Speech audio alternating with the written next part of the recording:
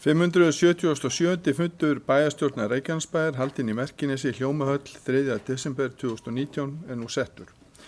Mættir eru bæjarfulltrúarnir Friðjón Einarsson, Eydís Hensi Pétursdóttir, Styrmir Gauti Fjellsteð, Díana Hilmarsdóttir, Guðbrandur Einarsson, Margrét Þórarinsdóttir, Gunnar Þórarinsson, Hanna Björg Konráðsdóttir, Baldur Gummarsson og Anna Sigríður Jóhannesdóttir og sá sem hér stendur Jóhann Friðrik Friðriksson, ásamt bæjarstjóra Kjartani Má Kjartansinni.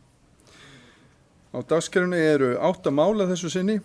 Fyrst ber að nefna fundargerð bæjarráðs frá 21. og 28. nóvember.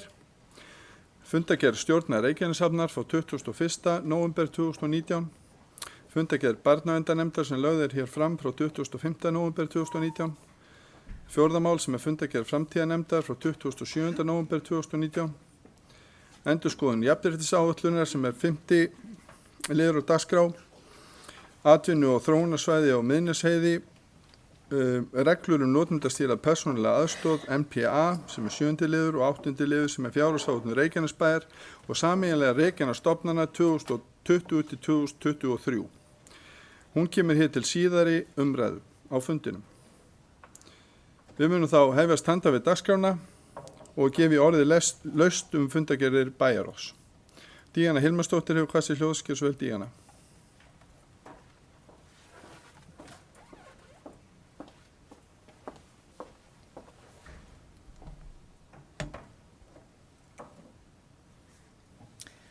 Forseti, bæjarstjóri, bæjarfulltrúar, góðu gestir. Það er ótrúlega gaman að sjá svona marga áhorfendur hér í dag. Það var óskandi að hafa verið oftar á fundum.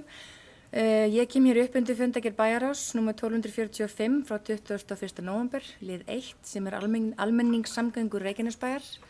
Mig langar að þakka Sigurði Kristóferssyni, starfsmanni umhverfis- og skipulagssviðs, kærlega fyrir vinnu sína í málum varða almenningssamgöngur hér í bæjarfélaginu okkar. Þetta er allt á réttri leið eftir endurskoðun og athugasemdir. Það er verið að vinna þetta vel, vandandi verka og eru hugmyndir að bæta tengingar við skólana þannig að börnin þurfi aldrei að fara yfir götu ásamt fjölgun ferða og einnig helgar. Mér finnst frábært að USK hafi fengið fulltrúa úr ungmennaráði með sér í lið þar sem að það eru jú þau sem að þekkja vel stærsta hluta þess hóps sem að nýta sér samgöngurnar og hver er betri til að koma með athugasemdir og tillögur heldur notendur. Takk fyrir. Margrét Þórarinsdóttir hefur hvað sér hljóðskir svo vel Margrét, velkomin í pontu.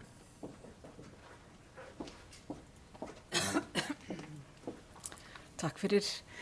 Virðulegi forseti og aðrir viðstaddir, ég kem hér undir lið 2 frá fundi bæjarráðs þann 21. nóvember. Það setti mig hljóða þegar ég fór að rýna fjárhagsáætlun bæjarins fyrir árið 2020 og sá allan þennan kostnaðarauka við stjórnsýslusviðið. Hækkunin er upp á rúma 40 milljónir á milli ára. Það sem kom ég mest á óvart var það að laun sviðsstjóra voru hækkuð 8,9% eða 122.000 krónur á mánuði. Og laun þeirra í dag eru orðin 1.420.000. Finnst meiri hlutanum virkilega eðlilegt að hækka laun þeirra með einu pennastriki. Þvílíkt dómgrindaleysi og þessi ákvörðun er algjörlega úr takti við samninga og almennum vinnumarkaði. Ég tel þessar hækkanir hafa verið brot á yfirlýsingu sem Samband íslenskra sveitarfélaga gaf út í tengslum við lífskjarasamningin í vor, en þar á meðal annars er talað verðstöðuleika, að hækka ekki gjaldskrár og að laun hækki ekki umfram 3,8%. Ekki má gleyma því að við eru samningar lausir við viðsemjendur Reykjanesbæjar. Væri ekki nær að meiri hlutin sem ég strax við starfsfólk sitt og hækki alla 8,9%? Ég bara spyr. Samningar hafi verið lausir í rúma 250 daga. Þurfti virkilega að hækka þessa embættismenn. Ég velti fyrir mér hvort að sviðsstjórarnir sem eru nýbyrjar að vinna hjá stjórnsýslunni hafi ekki samþykkt þau laun sem var rætt þegar þeir voru ráðnir. Eða var búið að lofa þeim þessum launahækkunum strax. 2 sviðsstjórar eru nýbyrjar, annar er búin að starfa í 1,5 mánuð og hinn í 3 mánuði. Jú, umbunum þeim fyrir velunni störf og hækkun laun þeirra strax 8,9%. Við standum frammi fyrir auknu atvinnuleysi hér á svæðinu sem hefur í för með sér minni útsvarstekjur. Gerir meirihlutin sér ekki grein fyrir því? Meðan við erum undir eftirlitsnefnd fjármál sveitarfélaga þá er embættisbáknið aukið með tilheyrandi kostnaði þrátt fyrir að rafræna eigi stjórnsýsluna. Þetta er alveg með ólíkindum að við íbúar Reykjanesbæjar eigum að sætta okkur við álögur sem er í hæstu hæðum og er að sliga íbúana. Mér hefur verið tírætt systkina afslátt á skólamat og hef komið með nokkra tillögur varðandi útfærslu á þeirri hugmynd. Þar sem að það þótti allt og dýrt að veita gjaldfrjálsar skólamáltíðir. Öllum hugmyndum mínum í þá veru hefur alfarið verið hafnað. Í fjárhagsáætlunin gert ráð fyrir að 3. og 4. barn fái gjaldfrjálsar skólamáltíðir og því ber að fagna. Við eigum að geta gert betur en það. Að veita barni 50% afslátt að skólamát þá yrði kostnaðurinn 23,5 milljónir á ári og fengi 1229 börn afslátt af þeim 2164 börnum. Ef veittur yrði 25% afsláttur að barni 2 þá yrði kostnaðurinn 11,7 milljónir á ársgrundvelli.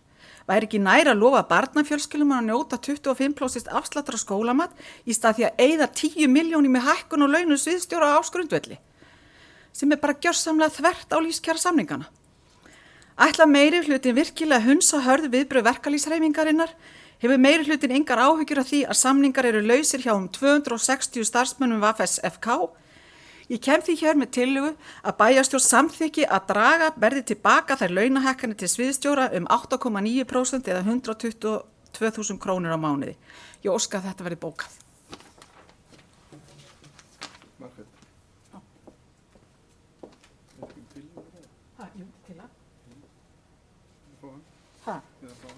Tillöguna? Já, og ég láta hana svona. Ég búin að senda bæjarstjórana, sko. Já, ok, ég þarf að bera hann upp samt sem. Já, ok. Hvað gerir það hér? Hvað er þetta? Alltaf afsöknum undir síðustu línu, eða núna. Hvað er Undir síðustu línu. Hæ? Þetta hindi bæjarna? Þetta hindi bæjarna.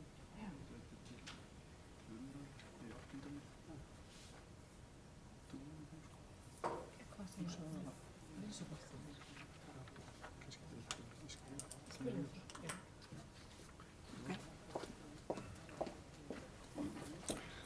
Anna Sigríður Jónasdóttir hefur hvað sér hljóðskjöð svo vel Anna Sigríður. Forseti, bæjarfulltrúar og gestir. Ég kem hér upp bara til að styðja orð Margrétar og styðja hennar tillögu. Ég algjörlega sammála þessu með laun sviðsstjóra að ef við ætlum að fara að hækka þeirra laun þá þurfum við bara að fara að skoða öll laun hjá öllum bæjarstarfsemi Reykjanesbæjar og ef við ætlum að fara að bera okkur saman með önnur sveitarfélög þá þurfum við að gera það líka í öllum öðrum þáttum. Það er ekkert að taka eitt og eitt annað út og skilja annað eftir.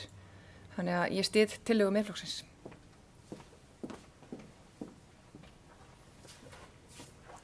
Já, orðið er laust. Friðjón Einarsson hefur hvað sér hljóðskjöð svo vel Friðjón.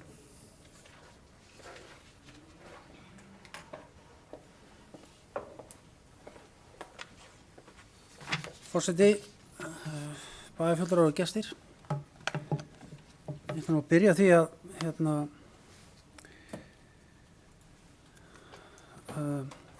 segja það að þetta kemur ansi óvart, þessi tillaga hún skuli koma fram núna og ekki síður kemur mér það á óvart að bæjarfulltrúar skuli koma hérna upp og taka svona til orða þegar styðja þetta þar sem sömu bæjarfulltrúar hafa samþykkt þessa launahækkun. Ég held ég hef aldrei lent í þessu áður síðan ég fór í bæjarstjórn 2010 að bæjarstjórna fólk samþykki hækkun eða samþykki eitthvað, koma svo á næsta fund og ætli ekki að standa við það. Þetta var Anna Sigríður Jóhannsdóttir að gera. 5. nóvember í bæjarstjórn samþykkti hún í fundagerð þessa hækkun til sviðsstjóra og ég ætla að segja það enn og aftur, allir bæjarfulltrúar í bæjaráði tvisvar sinnum og í bæjarstjórn samþykkti þessa hækkun sem lögð var fram í fundagerð bæjarstjórnar 5. nóvember 2019. Það var ekki bara meirihlutinn sem gerði það, heldur gerði það allir bæjarfulltrúar og bæjarráðsfulltrúar. Þeir sem ekki greiddu atkvæði eða gera athugasemdir við samningin á sínum tíma í bæjarráði, þeir sem hafa eins og fulltrúi Miðflokksins sem hefur málfrelsi og tillögurétt gera engar athugasemdir. Hann var spurður það, hann gerði engar athugasemdir við þennan samning, tvívegis. Og á bæjarstjórnarfundi, þar sem þetta var samþykkt, gerði hann heldur ekki athugasemdir. Nú er ég ekki að segja það að einhver laun hjá sveitarfélaginu séu há eða of lág. Ég veit að laun hjá mörgum eru lág og ég veit að samningar eru lausir hjá nokkrum stéttarfélögum. En við veitum líka að Reykjanesbær fer ekki með samningsumboðið í því máli og heldur ekki verkalýðsfélagið. Báðir aðilar hafa framselt sitt umboð til landssamtaka og því miður hafa samningar ekki náðst, sem mjög dapurt. Og við höfum ítrekað óskóka til þess að menn reyna að nálgast einhverja niðurstöðu í þeim samningum. Reykjanesbær vill borga góð laun í öllum stöðum. Það ekki spurning um það. Og þó að auðvitað finnst mörgum laun ekki verið nógu góð. Hvorki mín laun eða einhver annara. Við viljum borga sambærileg laun hjá Reykjanesbæ alltaf. Við höfum ekki verið í aðstöðu til þess að gera það undanfarnum árum, nú hafa hlutina verið að lagast en það höfum við hækkað laun. Starfsmat nýlega hjá fjölda starfsmenn Reykjanesbæ var hækkað verulega. En það ekki svoleiðis hjá verkamannafélaginu. Það var FK. Það gildi aðrar reglur þar. Og þetta er alltaf athyglisvert að menn skulu rjúka til og skrifa blaðagrein og koma svo upp og halda sömu ræðu hérna eins og fulltrúi Miðflokksins að gera og segja bara hálfan sannleikann. Það á ekki að gera það í pólitík, menn bara að segja eins og hlutir eru. Það fullt af starfsfólk hjá Reykjanesbæ sem búin að fá hækkun launa, fullt af þeim. Og það heldur ekki krafa í lífskjarasamningnum að launa er hækkun 3,8. Það bara ekki rétt, alls ekki rétt. Men okkar aðeins að fara yfir fyrirlinn svo allir sé með á hreinu hvernig það hefur gerst. Starfsmenn Reykjanesbæjar, sviðsstjórar, ósku eftir fundi starfskjör sín, þar sem þeir hafa dregist aftur, en það voru þessir aðalega skertir illa á sínu tíma. Það var orðið við þeim fundi og sat ég þann fund fyrir hönd bæjarráðs. Eftir þann fund þá voru lagðar fram grunnhugmyndir til bæjarráðs, það sem engin fulltrúi í bæjarráði gera athugasemdir við. Engin. Ekki einn einasti. Með þau skilaboð fór ég tilbaka til sviðsstjórana og lagði fram samning. Með fullum stuðningi allra pólitíska fulltrúa í bæjarráði. Þetta samkomulag var síðan samþykkt í bæjarstjórn nokkrum dögum síðar af sömu fulltrúum sem núna standa á fætur af því að þetta flott núna að vera góð í gæinn eða góða konan og segja við erum ósammála. Hvers konar stjórnmál eru þetta eiginlega? Ég bara á ekki til orð. Anna Sigríður Jóhannsdóttir, Baldur Guðmundsson, Friðjón Einarsson, Guðbrandur Einarsson, Jóhann Friðrik, Styrmir Gauti, Díana Hilmarsdóttir, Rikkar Rípsen, Gunnar Félix Rúnarsson og Jasmína og Eydís Pétursdóttir samþykkt þennan samning í bæjarstjórn, öll sömul, hvert og eitt.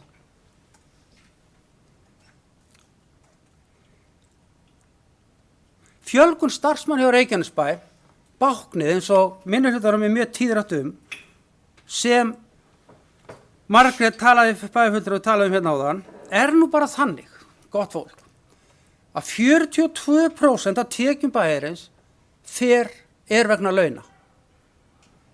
Þetta að minnsta sem við verið í fjöldamörg ár hjá Reykjanesbæ.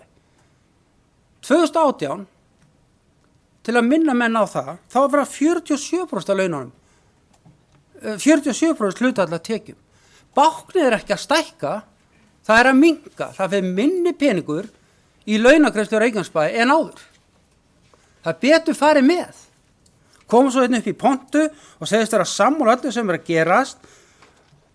Þetta bara þvert á allar tölur, allar vísbendingar. Hvert einasta.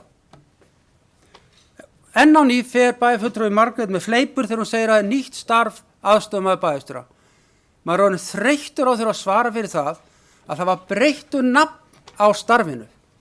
Það búið að vera til ritari bæjarstjóra í 10 ára.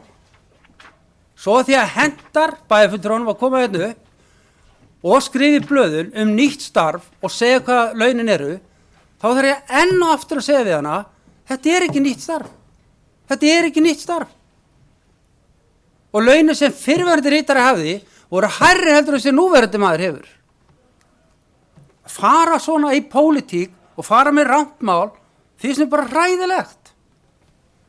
Rafræn þjónusta að byrja hjá okkur. Vorum að leggja til fé til að hefja almennilega rafræna þjónustu í samstarfi við mörg önnur sveitafélög. Já, við gerum ráð fyrir að geti kostað 15 milljónir. Þetta tölvuvinna og ýmislegt annað sem á að gera og þá það allt í einu orðið svo slæmt að taka það inn í þessa umræðu.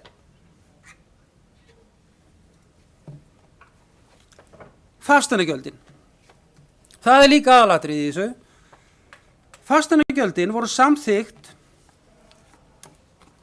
gjaldskrá var samþykkt hjá okkur í bæjarráði 7. nóvember síðastliðinn.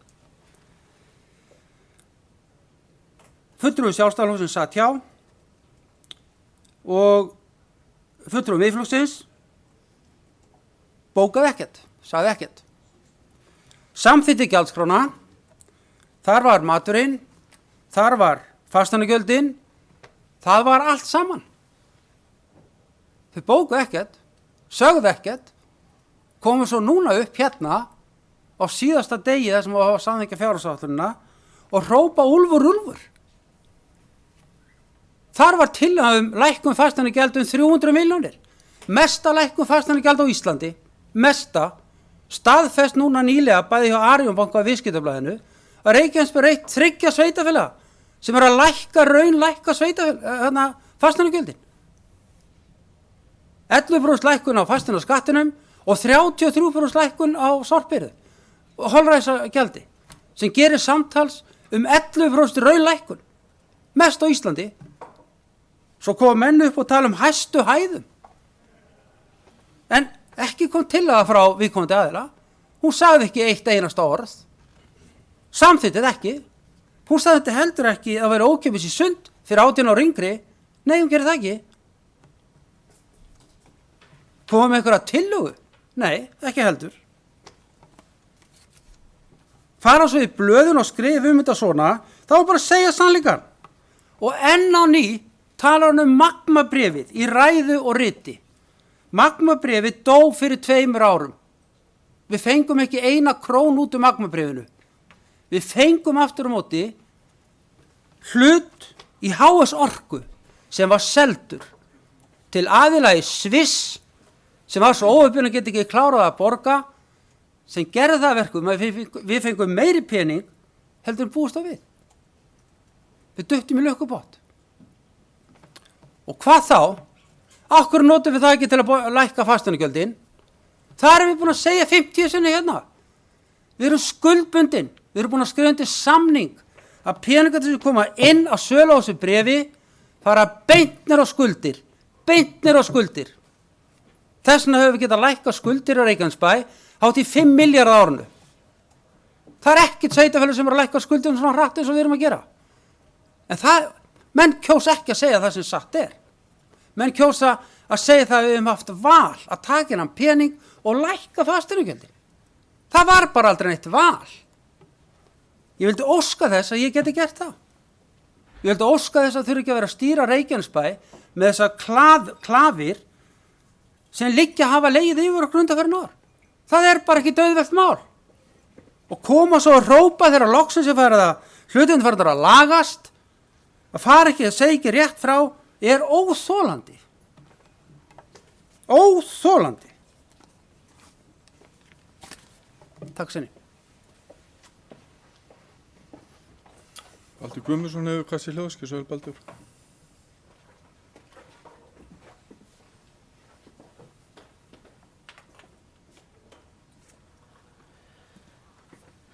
Virðulegi forseti, góðir bæjarfulltrúar og góðir gestir. Lokkumál, ég ætla bara að vera aðeins byrja að reyna að vera jákvæður. Í fyrir fundagerðinni sem við erum að taka fyrir frá 21. nóvember þá er að ræða verkefnastjórn Stapaskóla og fulltrúi Sjálfstæðisflokksins var að fagna því að þarna væri komið fjármálastjóri í verkefnið og þetta var bara það sem við vorum búin að kalla eftir og þannig að við erum bara mjög ánægð með að þetta hafi verið gert. Þetta er bara að það sé ekki bara verkefna stjórn, heldur að það sé líka verið að fylgjast með peningaflæðinu í verkefni, þannig að við förum ekki fram úr okkur. Við þekkjum of mörg dæmi opinberra byggingar sem hafa farið fram úr hófi. Og þetta er það stórt verkefni að það er alveg nauðsynlegt að eftirlit sé bara með sem bestum hætti. Svo verður maður aðeins að blanda sér í þessa umræðu vegna þess að ég var nefndur til sögunar því að ég er samsaukur og stundar síðan líka vonda pólitík, skilst mér. Ég nefndi þetta á síðasta bæjarstjórnarfundi, sko. Hluta pólitíkin er til dæmis að skiptast á skoðunum. Við erum ekki alveg sammála. Þó menn séu ekki sammála, þá þarf við ekki að taka svona kast eins og síðasti ræðumaður gerði og skamma bæði gesti og alla bekkin sem er hérna á móti.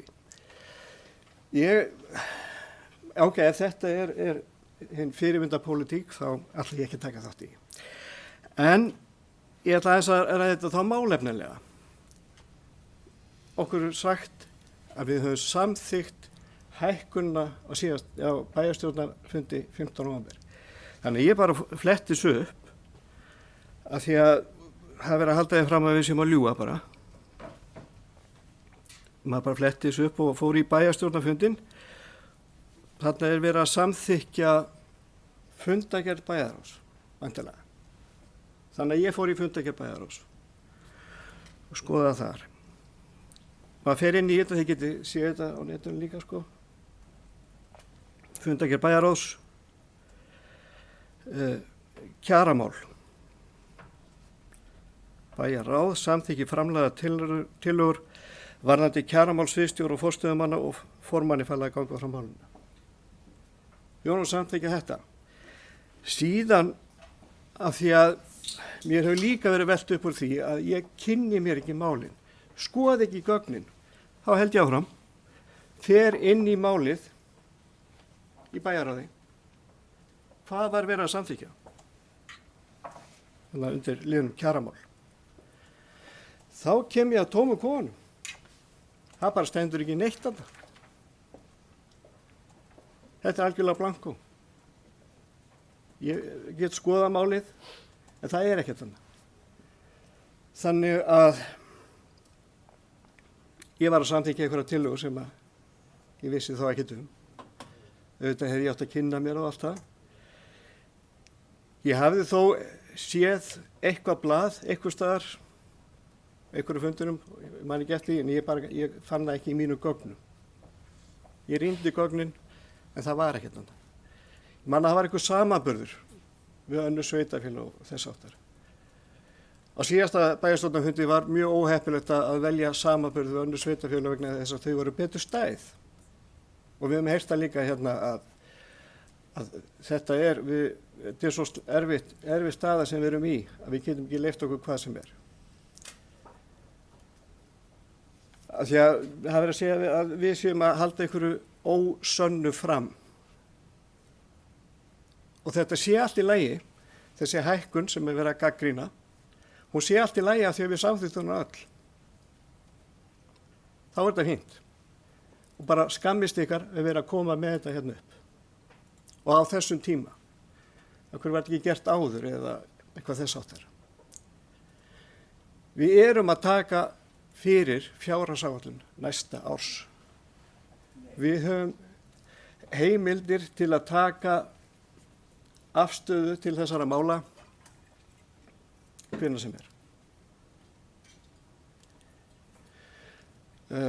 Það að við höfum búin að samþykkja þetta, ég er ekki alveg að kaupa það eftir að ég bara útskýra mitt mál.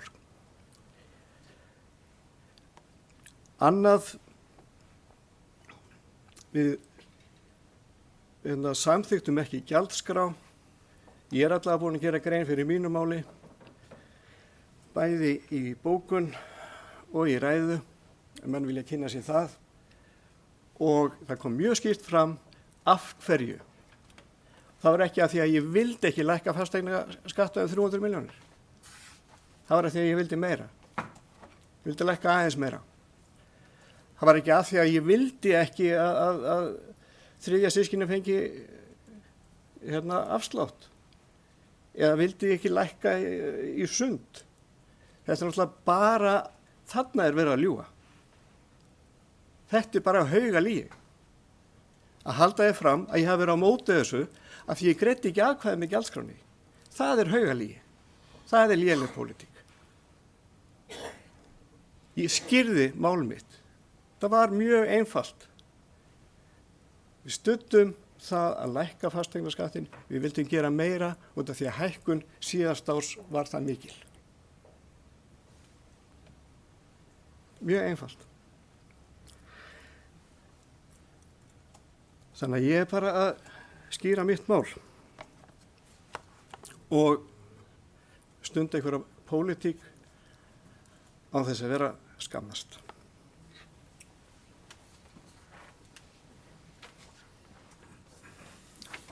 Orðið er laust. Margrét Þórarinsdóttir og Kassi Ljós. Hvað sögðu Margrét?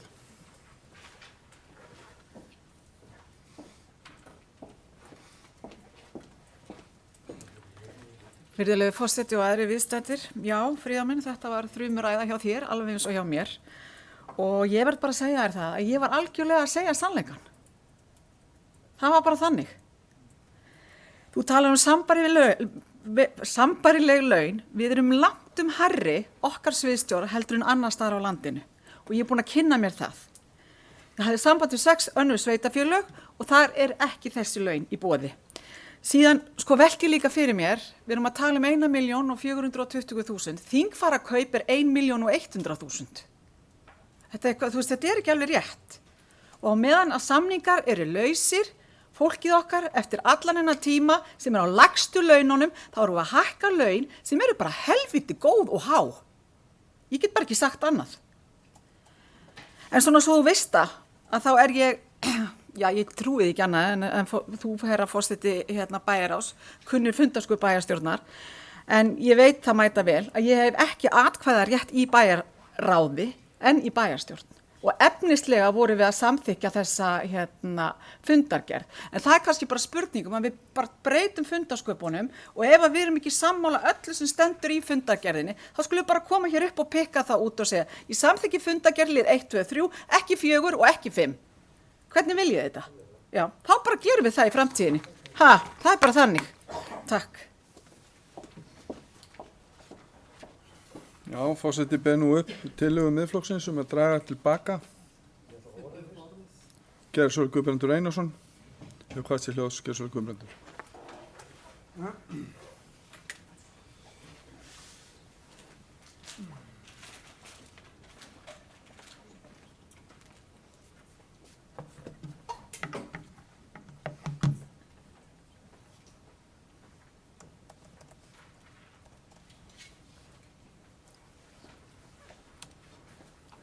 Villu fórsti ágætu bæjarfulltrúar.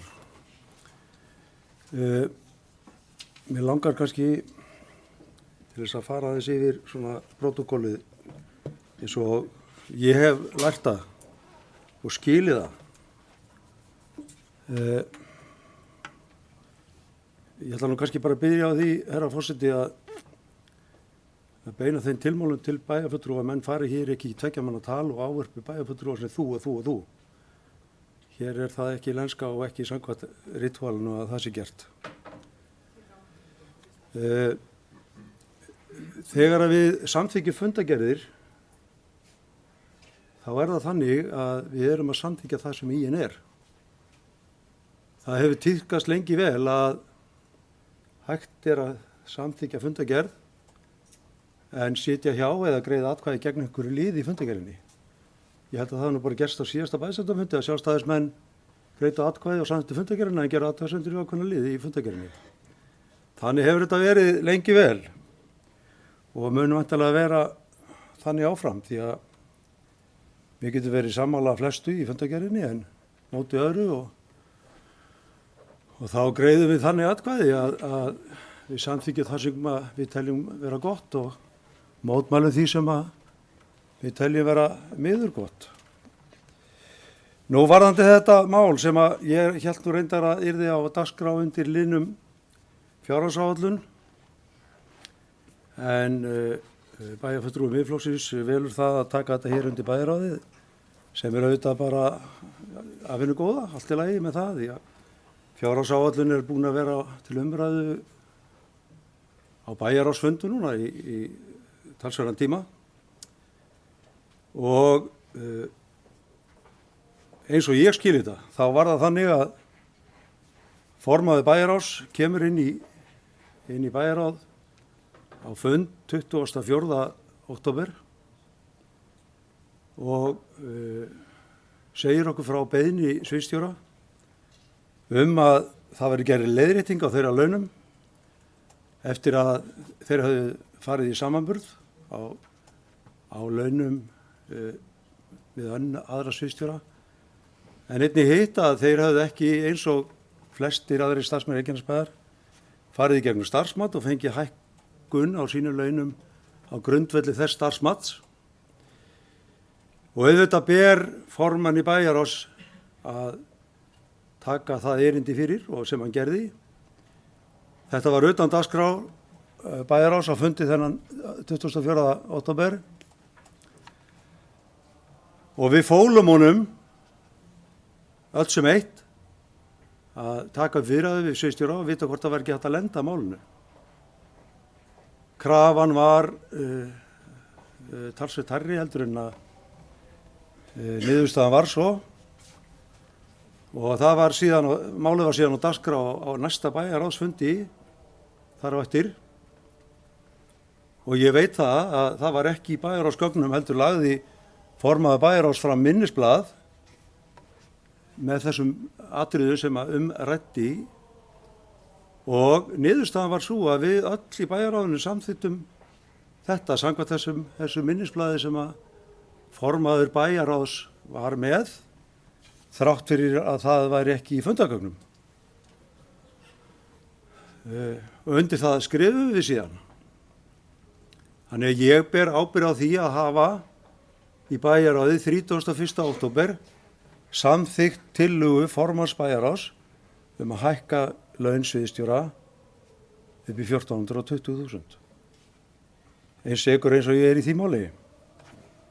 Og eins og prótókolli segir okkur, þá verður ekkit að veruleika fyrir að alvaldið bæjarstjórn hefur samþykkt og þessi fundagerð ásamt öllum öðrum fundagerðum fór fyrir bæjarráð þann 15. nóvember.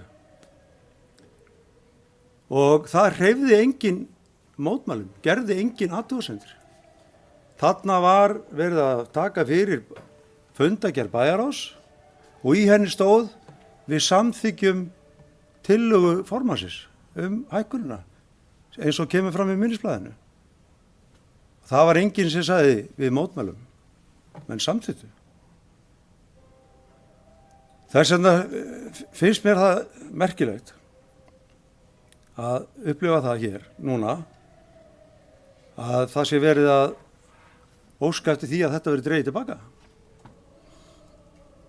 Ég veit svo sem að bæjarfulltrúi Miðflokksins Margrét Þórarinsdóttir var ekki á þessum fundum og kannski getur fólk borið fyrir sig vanþekkingu, reynsluleysi og það er bara allt í lagi og það er líka allt í lagi að skipta um skoðun. Það er ekkert að því. Kannski hefur bara skoðanir bæjarfulltrúa breyst og kannski hefur svo undiralda sem að farið yfir á stað haft áhrif á skoðanir fólks núna síðustu dag. Ég skal ekki það segja. En ég er ábyrgur fyrir þessari samþykkt og ég ætla að standa við hana. Ekki að því að mér leiði eitthvað vel tilfinningalega gagnvart þessu. Ég veit að þetta þjónar mér ekki pólitískt. Sjáðu þið? Þetta getur skaðað mig pólitískt. En ég skildi rögg sviðsstjóranna. Ég skildi þau. Við höfum núna undangengnu verið að reyna að halda í starfsmenn sem ekki bundnir af kjarasamningum heldur á einhvers konar pakkalaunum eða markaðslaunum sem tíðkast nú út allt í þessu samfélagi okkar. Og við höfum verið að reyna að hækka laun eins og kostur hefur verið hjá þeim einstaklingum og aðilum sem eru eftirsóttir út í þessu samfélagi. Höfum lagt talsvert á okkur til þess að gera það. Stundum hefur að duga en ekki alltaf. Við höfum verið að missa góða starfsmenn vegna þess að þeir eru eftirsóttir á mörg öðrum stöðum. Þannig að þegar að sviðsstjórar óska eftir þessari lagfæringu og leiðréttingu, þá var ég tilbúin til að hlusta á það. Það að þeir hafa ekki fengið starfsmat eins og aðrir, sagði mér ýmislegt þegar ég veit það að meðaltalshækkuninni út úr starfsmatinu var ríflega 6%. Þá skil ég það og þegar ég sá tölur, þó að hér sé verið að tala misvísandi tölur annars vegar hjá formanni bæjarráðs og bæjarfulltrúa Margréti, þá veit ég til þess að í samanburði á sveitarfélögum, við erum jú 4. stærsta sveitarfélag á Íslandi, þá erum verið að greiða, bara í Hafnarfirði, eru sviðsstjórar með 1521.000 til laun. Og á Akureyri eru þið með ríflega 1420.000. En þar eru þið 9 í jafn stóru sveitarfélagi og hjá okkur. Hjá okkur eru bara 6 sem eru á þessum launum. Þannig að þetta var ekki réttlátt að horfa til þess að koma til móts við sviðsstjóra sem að menn samþykktu, ekki alla leið eins og þeir óskuðu eftir, en það var samt samþykkt að koma til móts við það. Og það er niðurstaðan, ekki allir sáttir, þannig er það bara. Ég ætla bara að lifa við það. Ég hef aldrei fengið 100% stuðningi einu en einu sem ég hef gert. En ég ætla bara að þola ágjöfina, af því að ég tel þetta vera rétt og þá er ég að hugsa hér uppi, en menn geta svo sem höfða til tilfinninga og tala hæstu og lægstu laun. Og þá geta menn farið að ræða, sko hvað á að borga, á hvaða launum eiga sviðsstjórar að vera. Eiga þeir að vera á 1.000.000 eða eiga þeir að vera á 500.000 eða á hvaða launum eiga þeir að vera. Bæjarfulltrúi Miðflokksins skrifar grein og talar að það sé vel í lagt. Það er fullt af flugumferðarstjórum með 1,5 milljón. Það er fullt af flugmönnum með 2,5 og 3. Það er fullt af flugfröðum með 800-900.000 á mánuði. Það eru skólastjórar sem voru konur upp fyrir fræðslustjóra. Hver eiga laun sviðsstjóra að vera? Eiga að vera 500.000 eða eiga að vera á lágmarkstaksta verkfalls- og sjómannafélagsins? Ég spyr, ein fabúlering. Ef við segjum að það sem væri sanngjarnt að hafa sviðsstjóra bara á 1 milljón, bara gefum okkur það, þeir væri á 1 milljón, svo eins og aðrir fengjum bara greidda fyrir yfirvinnuna sína. Og ég veit að stundum er álagið mikið og ég veit sviðsstjórar sem hafa unni hér 30 tíma í aukavinn á viku. Og ef að þeir myndu vinna 30 tíma í aukavinn á viku á 1 milljón, þá myndu þeir hafa 1349.000 kall í aukavinninni. Þannig að væri það með 2,3 milljónir. Ef þeir væri nú kannski bara með 20 tíma á viku, þá myndu þeir hafa 899.000 í yfirvinnu. Þannig að launið þeirra eru það 1899.000. Ef þeir væri nú bara með svona, eins og þeir, svona, hvað ég var að segja, 15 tíma á viku, þá væri þau með 674.000 í yfirvinnu og launinu væri þá 1674.000. Þannig að til þess að jafna þennan 1400.000 kall sem hafi verið að tala á 1 milljón krónu grunnlaunum, þá mega þær ekki vinna nema 9 tíma á viku í aukavinnu. Þá voru þið, ef þið myndi vera með 1 milljón og vinna 9 tíma, þá voru þið komnir upp í 420.000. Við getum svo sem haft þetta bara þannig. Þeir fá bara 1 milljón og fá svo greidda alla aukavinnu. En þá getum við þurft að borga þeim 2,3 ár. Af því ég veit að sumir mæta þetta klukkan 6 á mótnana og fara klukkan 8 á kvöldin. Þeir eru ekki bara þjónusta sviðunum sínu, þeir eru líka þjónust á okkur. Við ringjum í það á öllum tímum, óskum eftir upplýsingum, byggjum minnisblöð og þeir hafa engan frið. Sjáðu, hvert er réttlætið? Ég er alveg tilbúin til þess að klára samninga við verkalýðs- og sjómannafélagið. En það er bara ekki á mínu borði og formaður verkalýðsfélagsins, hann veit það. Samningsgerðin er á forræði Sambands sveitarfélaga. Verkalýðs- og sjómannafélagið er ekki einu sinni með samningsumboðið fyrir sína félagsmenn. Það er búið að framselja samningsumboðinu til Starfsgreinasambandsins og þar liggur það. Og að kenna okkur að við séum ekki búin að ná samningi er bara út í hróa hött. Vegna þess að samningsgerðin fer fram annars vegar hjá Sambandi sveitarfélaga og Starfsgreinasambandinu. Við ef að Samband sveitarfélaga semur 10% launahækkun, þá tökum við henni. Þó þau sendum 15%, við tökum henni. Vegna þess að við erum skuldbundin til þess.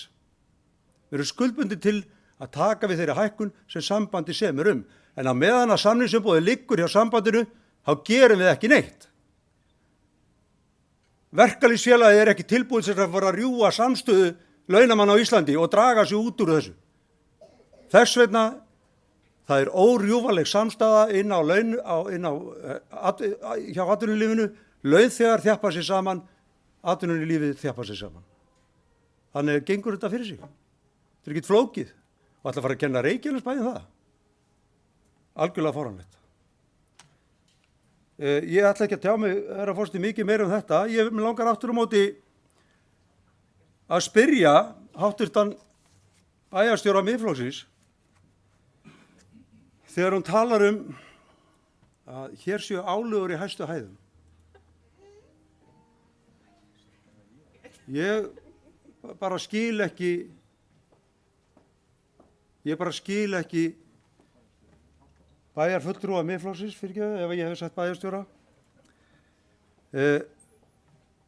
Hvað hefur hún fyrir sér í því?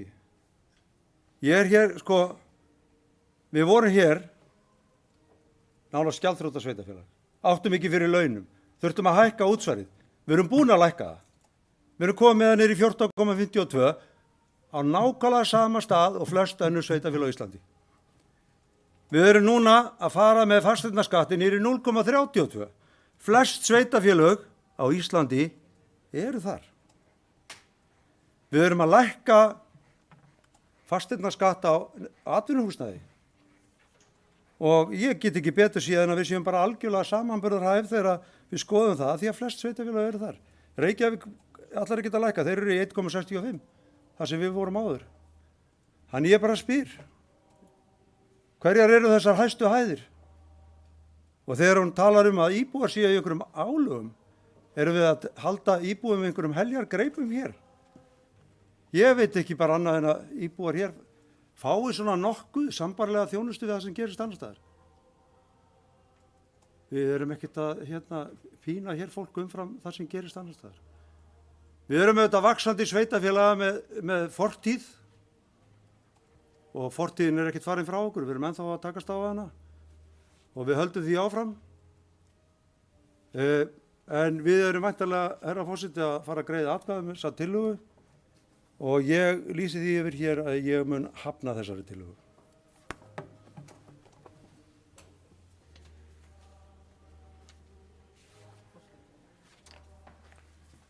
Friðjón Einarsson hefur kastið hljóðskil, svo vel Friðjón.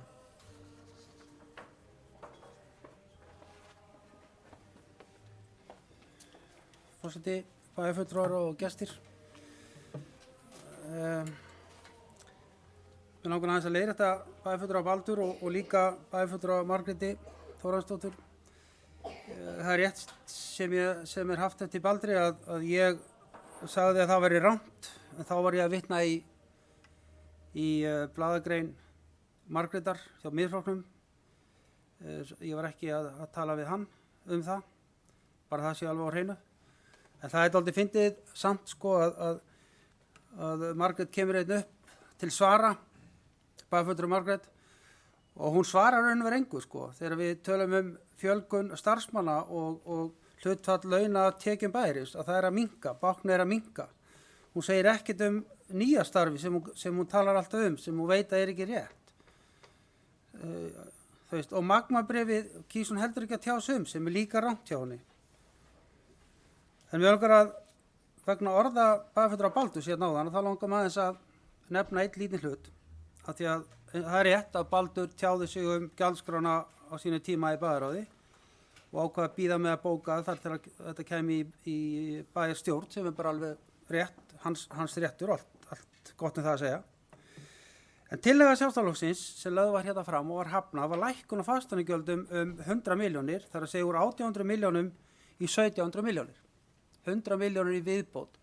Tillagan hjá meirihlutanum var upp á 140 milljónir og Sjálfstæðisflokkurinn lagði svo til að við myndum bæta 100 milljónum við og lækka í viðbót. Því var hafnað og ég ætla að skýra af hverju það er. Vegna þess að í þeirri gjaldskrá sem við samþyktum í bæjarráði og sem Baldur Téður samþykkt ekki, þar var tillaga lækkun á holræsagjöldum upp á 170 milljónir. Hann samþykkti það ekki. Og það þýðir það að þegar við reiknum saman að þá var tillaga Sjálfstæðisflokksins að lækka 100 milljónir viðbót fasteignaskattinn en ekki holræsagjöldin. Því að holræsagjöldin er að lækka 170 milljónir. Það er að segja 70 milljónir krónum meira heldur Sjálfstæðisflokkurinn lagði til á fundinum. Þannig að heildarlækkun hjá okkur eru 300 milljónir í heildina til íbúa. En með tillögum Sjálfstæðisflokksins þá voru það 200 milljónir. 230 milljónir. Bara það sé alveg á hreinu. Tillagan þeirra fjall sem sagt skemur heldur en tillagan hjá meirihlutanum. Í krónutalið til lækkunum til íbúa. Þá var lækkun Sjálfstæðismanna minni en við lögðum til og þeir samþykktu ekki þá lækkun. Bara það sé alveg á hreinu hvernig það fór fram. Þannig er málið statt. Það að oddviti Sjálfstæðisflokksins, Margrét Sanders og Baldur tala ekki betur saman en svo að hann hafi ekki fengið í hendurna niðurstöðu í bæjarráði og þau minnisblöð sem lögð voru þar fram, ég get ekki gert neitt af því. Sama gildir auðvitað miðflokkin Gunnar Felix sem satt þessa fundi og Margréti Þórhallsdóttur. En þau tala ekki saman það sem gert var á þessu fundi og hvernig það var gert og hvernig það var samþykkt, við getum náttúrulega ekki gert neitt við því. En svona stendur bara í málinu.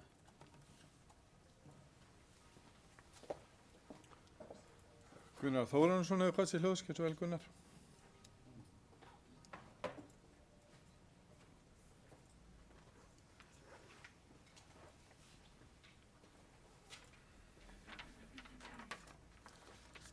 Virðulegi forseti, ágætu bæjarfulltrúar og gestir.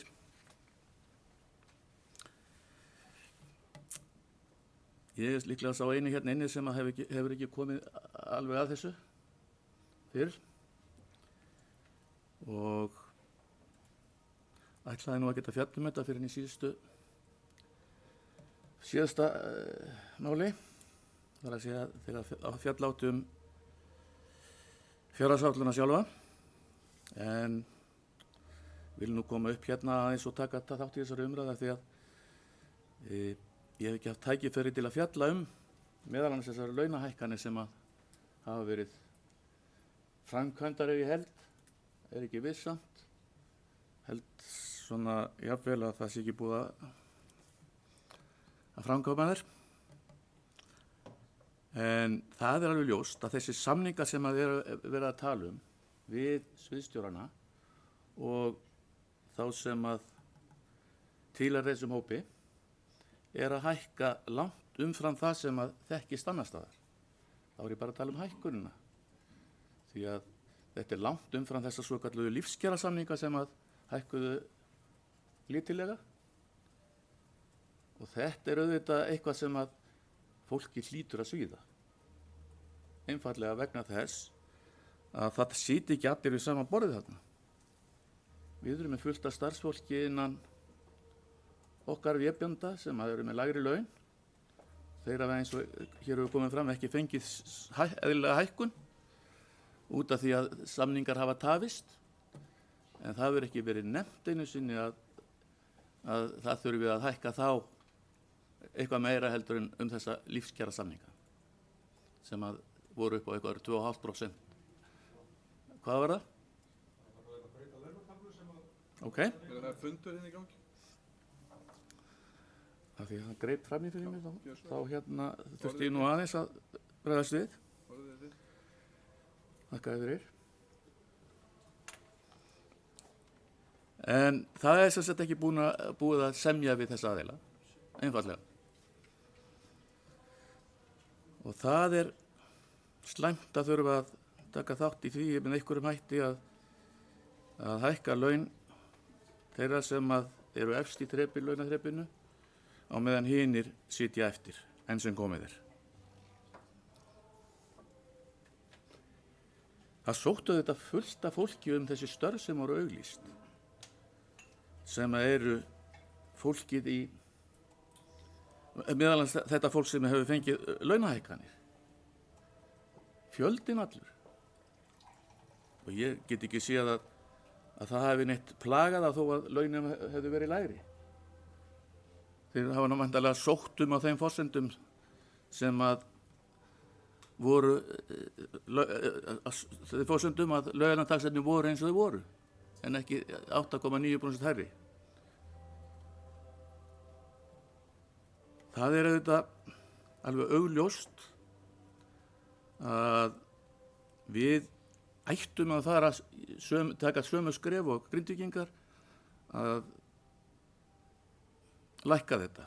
Okkur ber skylda til þess að reka bæjarfélagið, sveitarfélagið með hagkvæmasta hætti fyrir íbúana sem eru auðvitað þeir sem skaffa peningana í þetta fyrst og fremst. Og þar hefur við ákveðna skuldbindningar sem eru í eðli málsins samkvæmt eitthvað sem þarf að hugsa Og það þarf ekkert að hugsa neina pólitík í því, þetta bara sjálfsagt mál.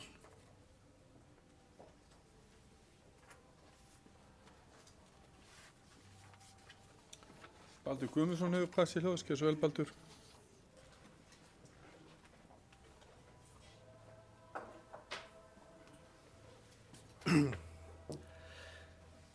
Já, virðulegi forseti, ágætu bæjarfulltrúar og góði gestir og fínir söngvarar innan.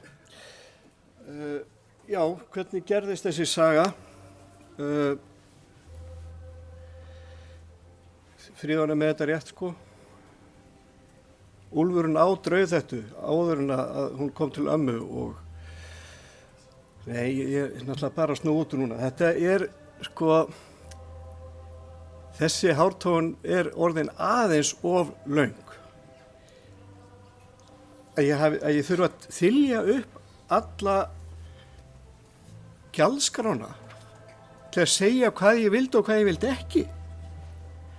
Þetta náttúrulega kom út í tóma vitleysu. Og að selja þá hugmynd að þeir hafi farið lengra út af því að lækkuðu holræsagjöldin. Við vorum bara að tala um fasteignaskattin. Holræsagjöldin, fínt maður, fínt á þau að vera lækkuð. Við vorum bara að tala um fasteignaskattin. Við vorum ekki að... Ég er afsakað að bara ekkert vola gaman að ég reyðist. Þessi útúrsnúningur ekki skemmtilegur. Og síðan, já, við tölum ekki saman. Já. Það nú bara þannig að við erum að tala um einhverja stjórnsýslu, hvernig við viljum hafa þetta. Þá erum við að vinna eftir gögnum, framlögðum gögnum. Það getur ýmislegt komið upp á. Við náðum ekki saman, gátum ekki fundað saman, sem var nákvæmlega í þessu tilviki. Alls konar skýringar á því. Hvað gerir maður þá? Við Margrét tölum oft saman, bæði fyrir og eftir fundi, til að fara yfir ákveðin mál. Þarna gerist það með þessum hætti að þetta var samþykkt, en ég er ekki með gögnin og ég finn þau ekki ennþá.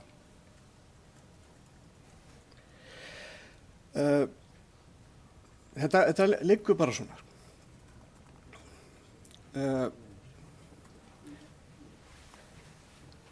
Varðandi svona fundarsköp, þá kom Guðbrandur hérna og sagði að það væri ekki til siðs að ávarpa persónur hérna. Og það er alveg rétt, það er voða leiðilegt og fundurum verður leiðilegir fyrir vikið, sko, þetta er eitthvað tveggja manna tala og svona. En Guðbrandur að taka upp nýjan, ég veit ekki hvort það kalla sið eða ósið eða hvort að við erum að breyta þessu í stemninguna, bresku. Þannig að fram í kvöld séu svona bara venjan. Það er svona stíl sem að ég fann að finna aðeins meira fyrir hjá Guðbrandi og það er alltaf leið, við bara þróum það þá með okkur og ég tek það bara þátt. En mér langaði alveg að segja Friðjón, en ég ætla bara að segja kæra samkoma. Það sem Friðjón var að segja, hann er dálítið að snúa út úr fyrir mér. Ég hélt ég væri að tala nógu skýrt. Það var það, ég samþykti ekki gjaldskrána og ég útskýrði það og fundunum eftir bæði hérna í pontu og við lögum fram bókun til að fylgja því eftir að tala fasteigna skattana. Og það að draga upp að við vorum á móti þessu og móti hinu út af því við samþyktum ekki gjaldskrána, þetta er leiðinda út úr snúningur allan tíman. Þetta er vond pólitík. Ég gerir fastlega ráð fyrir að ég þurfa að koma aftur og útskýra þetta. En takk fyrir.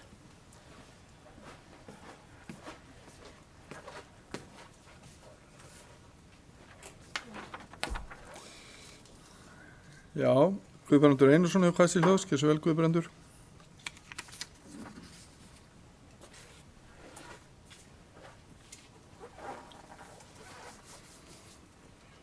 Vilja fórsti, ég ætla nú ekki að heiða löngu tíma núna. Ég ætla nú kannski bara að bíða stafsökunum og því að hafa gripið fram í það. En mér langar þó til að leiðrétta það sem að bæjarfulltrúi Gunnar var að halda hér fram að í lífskjarasamningum fælist bara 2,5%. Lífskjarasamningurinn er allavega hana. Ég tók meðal hans þátt í gerð hans áður ég lét af störfum sem formaður Landssambands verslunarmanna. Á þeim tímapunkti þegar ég fór var þessi samningur frekar framhlaðin en nú er hann orðinn afturhlaðin. Þannig að hluti af hækkununum færðist aftan í samningin en ekki framan í hann. En hann byggir að stærstu hluta á krónutöluhækkun. En hann byggðist líka á leiðréttingum sem voru gerðar á launatöflum og tilfærslu fólks á milli launaflokka sem að gera það verkum að margir eru að fá verulega launabreitingar langt umfram það sem 2,5% segir fyrir. Það er krónutalan sem að 1.000.000 krónum maðurinn fekk, 17.000 kallinn. Þannig að hann fekk bara 1,7. Aftur á móti var það samkomulag milli sveitarfélagana og þeirra sem að sátu við borðið að gjaldskrárbreytingar sveitarfélaga færi ekki umfram 2,5%. Menn voru að reyna að horfa til þess að verðbólga færi ekki umfram 2,5%, þannig að yrði einhver kaupmáttaraukning út úr þessum samningi. Og það leirist hér með, þetta var allt annað og miklu meira heldur en 2,5%. Já, forseti langar að segja nokkur orðvarandi þessa tillögu sem Margrét Þórarinsdóttir hefur borið hér fram. Mér finnst ég svona hálfpartinn vera staddur í leikhúsi fáránleikans. Ég hef og get tekið undir með bæjarfulltrúum hér aldrei orðið vitna öðru eins. Það virðist vera klofningur innan miðflokksins. Varabæjarfulltrúar samþykja eitthvað og svo koma bæjarfulltrúar og eru á móti því. Ég verð að segja það að ég stend með þessum leiðréttingum á launum sviðsstjóra. Ég held að við eigum reyndar töluvert í land ennþá og þurfum að tryggja það að við séum sambærileg í launum hjá öllum starfsmönnum sveitarfélagsins. En það þýðir ekki að ég ætla ekki að standa með þessari tillögu. Svo sannarlega ekki. Ég skora á bæjarfulltrúan að koma hérna upp og útskýra fyrir okkur þetta upphlaup. Hvað gerir það að verkum að flokkur samþykkir 5. nóvember og kemur síðan í einhverjum populískum leikaraskap hér. Korteri fyrir það að við samþykjum hér fjárhagsáætlun. Skrifandi greinar sem varla stakur stafur sannur í bæjarblöðum. Ég veit að lesa það 4 sinnum. Viðkomandi bæjarfulltrúi virðist ekki hafa lesið meirihlutasamning meirihlutans í Reykjanesbæ. Og sem endra nær hnýtir hún í sína gömlu félaga hjá Framsóknarflokknum. Þeir sakna þess ekki. En ég get allavega að tala fyrir mitt fólk að þar algjör eining sem ríkir. Mér þykir þetta dapurt, mér þykir þetta ekki vandað. Ég hlakka til að heyra útskýringar bæjarfulltrúans á þessu upphlaupi. Mér hefði þótt vænt það í þessa 4 mánuði sem við höfum rætt síðasta dagskrárliðin hér í dag, fjárhagsáætlunina, að það hefði komið eitthvað af tillögum frá Miðflokknum hvernig við ætlum okkur að verja skattfé bæjarbúa. En það hefur ekki komið fram. Samt sem áður höfum við tekið þetta mál á dagskrá í bæjaráði, viku eftir viku. Ekki ein tillaga, ekkert. En það er rétt hjá bæjarfulltrúum og hún lagði það til fyrir ári síðan að við myndum gera betur varðandi afslátt af skólamatt og meirihlutina sjálfsögðu tók tillit til þess. Og það má einmitt sjá. Núna búið að taka tillit til þess. En það var ekki nóg. Hún tekur það sérstaklega fram. Henni fannst ekki nú mikið gert í því að koma á móts við þá tillögu. En hvar eru tillögurnar sem að viðkomandi bæjarfulltrúi hefur lagt til á þessum vetri? Það er hvergi að finna. Ekki nóg með það að hennar eigin flokksbróðir hafi ekki hreyft andmælum við því þegar bæjaráð ræddi umrædda leiðréttingu á launum, heldur gerði það ekki í bæjarstjórn heldur, samþykkti málið. Ég velti fyrir mér hvað mitt fólk í Framsóknarflokknum myndi segja ef ég myndi hlaupa undan mér eins og bæjarfulltrúi Margrét Þórarinsdóttir að gera. Því hér er hennar eigin flokksbróðir ekki til svara sem að samþykti umrædda tillögu. Ég get heilsu að tekið undir það að sveitarfélagið þarf að vera samkeppnishæft. Samkeppnishæft sveitarfélag er forsendan fyrir því og okkur gangi vel. Partur af því er einmitt að koma á móts við kröfur sem þessar. Það var ekki gengið alla leið, það liggur fyrir. Hér að ræða 6 sviðsstjóra og á Akureyri eru þeir 9. Það er svipað stórt sveitarfélag. Jú, þetta eru góð laun. Við viljum okkar fólk sjá góðum launum. Þess vegna væri tilvalið að viðkomandi bæjarfulltrúi svari því hér. Hvort hún telji að sviðsstjórar hjá Reykjanesbæ eigi ekki að vera á sambærilegum launum og í viðmiðunar sveitarfélögum. Vegna þess að það voru einmitt viðmiðunar sveitarfélög undir. Reykjanesbæ er 4. stærsta sveitarfélag landsins og verð stækkandi. Við höfum öll og vitum öll hvernig fjölgunin hefur verið hér í sveitarfélaginu. Mér hlakkar til að heyra útskýringar bæjarfulltrúans á þessu upphlaupi. Við erum reyndar orðin löngu vön því hér í bæjarstjórn í Reykjanesbæ að það sé einhvers konar lýðskrums upphlaup að ræða hjá Miðflokknum. Það kemur auðvitað svolítið óvart að Sjálfstæðisflokkurinn skuli taka undir að minnsta kosti að hluta í þessu tilviki. Mér þykir það sárt. Þeim til tekna hafa þeir að minnsta kosti komið með tillögur hér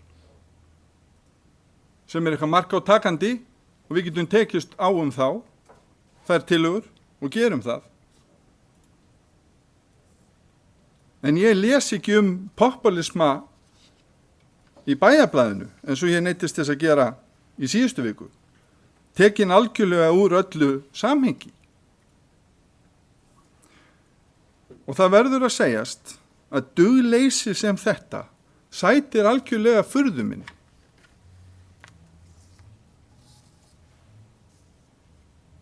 Hver er tilgangurinn með svona framgangi? Jú, hann er til þess fallinn, til þess að reyna að rugga einhverjum báti, sýna það að viðkomandi sé á vaktinni, en var samt sem áður ekki meira á vaktinni en raun ber vitni, að fattaði ekki að flokkurinn hennar var búinn að samþykkja umræddan hlut 5. nóvember. Bara gleymdi því. Fer samt áfram með málið og leggur það hér til að það verið dregið tilbaka.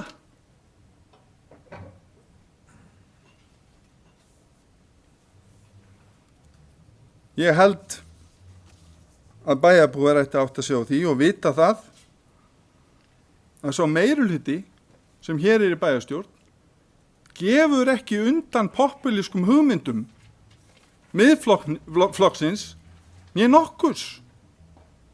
Við erum að stýra sveitarfélaginu ábyrgð og í því felst að vanda okkur.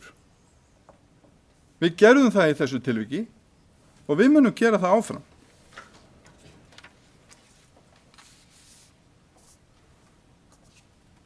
Orðið er laust.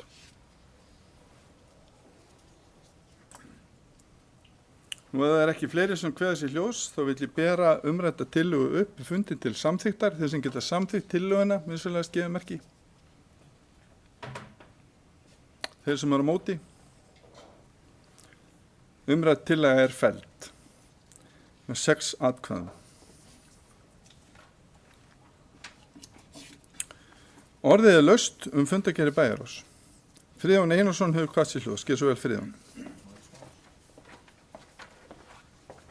Forseti, við langar að fyrir hönd meirihlutans að leggja fram hérna bókun og fá að lesa hana með leyfi. Bókun lögð fram í Bæjarstjórn Reykjanesbæjar þriðjudaginn 3. desember 2019. Vegna tillögu bæjarfulltrúa Miðflokksins sem nú hefur verið felld vill meirihluti beinna leiðar, Framsóknarflokks og Samfylkingar taka fram. Þessi breyting er ekki framkomin af frumkvæði meirihlutans heldur vegna beiðni viðkomandi starfsfólks samræmingu á launum til jafns við starfsfólk í öðrum sveitarfélögum. Í fyrsta lagi. Beiðni sviðsstjóra var tekin fyrir utan dagskrár og fundi Bæjarráðs 24. október og formanni ráðsins falið eiga viðræði við sviðsstjóra. Fulltrúi Miðflokksins sat þann fund. Eftirfarandi var síðan bókað á fundi Bæjarráðs þann 31. október. Bókun 31. október. Kjaramál. Bæjarráð samþykki framlagða tillögur varðandi kjaramál sviðsstjóra og forstöðumanna og formanni farið að ganga frá málinu. Fulltrúi Miðflokksins lýsti engri skoðun á málinu á þeim fundi. Fundargerðin var síðan samþykkt á bæjarstjórnarfundi þann 5. nóvember síðastliðinn af öllum bæjarfulltrúum þar með talin bæjarfulltrúum Miðflokksins. 2. Laun sviðsstjóra voru fyrir endurskoðun 1298.560 krónur með allri yfirvinnu og að meðtöldum orlofs- og desember uppbótum. Á Akureyri sem jafnst á sveitarfélag eru 9 sviðsstjórar í samanburði við þá 6 yfirmenn sem ræðir hjá Reykjanesbæ sem fá greitt samkvæmt launakjörum sviðsstjóra. Laun sviðsstjóra á Akureyri eru kr. 1424.000 og þeir fá síðan greiddar orlofs- og desember uppbætur.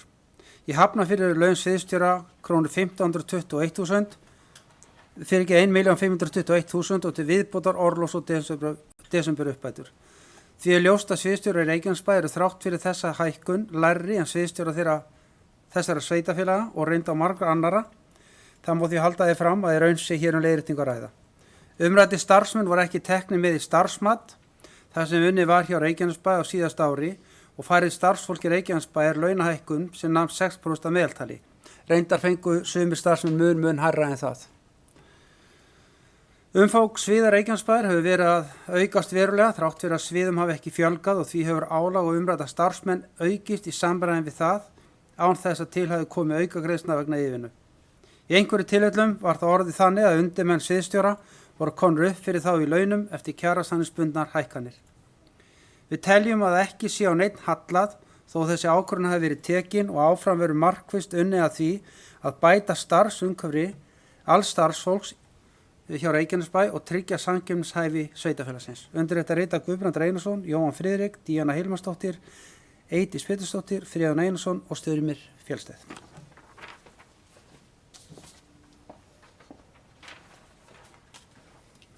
Bæjarstjóri Kjartan og Kjartansson hefur hvað sér ljós, getur svo vel Kjartan. Forseti ágætu bæjarfulltrúar, mér langar bara í kjölfar þess að hér enn og aftur verið að tala ávinning Reykjanesbæjar á sölu Magma-bréfsins, svo kallaða, að upplýsa það þá í eitt skipti fyrir öll að þegar að kom að gjalddaga þessa svo kallaða Magma-bréfs, þá var í bréfinu ákvæði sem að fól það í sér að kaupandinn, sem var eins og við vitum öll Kanadamaður og fyrirtæki í hans eigu, að hann gat valið tvennt að greiða fyrir bréfin eða skila þeim. Og það var það sem hann ákvað að gera.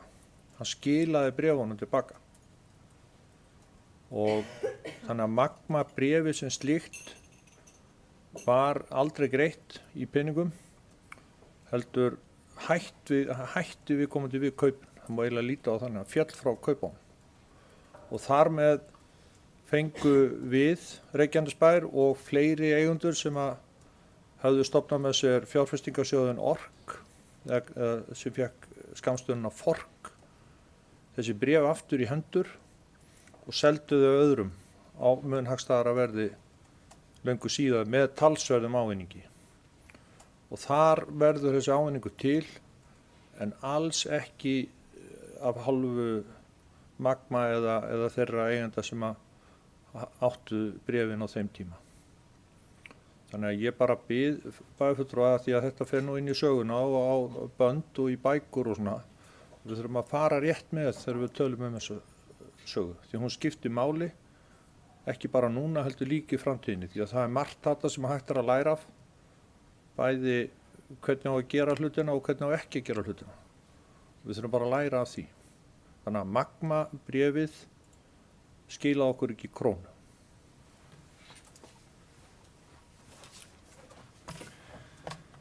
Já, ef það ekki fleiri sem kveða sér ljós, þá ber ég fundargerð bæjarráðs frá 21. og 28. nóvember uppi fundin til samþykktar. Þeir sem geta samþykkt fundargerðina vinsamlega skeiði merki. Hún er samþykkt með 10 atkvæðum og 1 situr hjá. Næstu góða dagskrá fundargerð stjórnar Reykjaneshafnar frá 21. nóvember 2019 og gefi orðið laust fundargerð Reykjaneshafnar.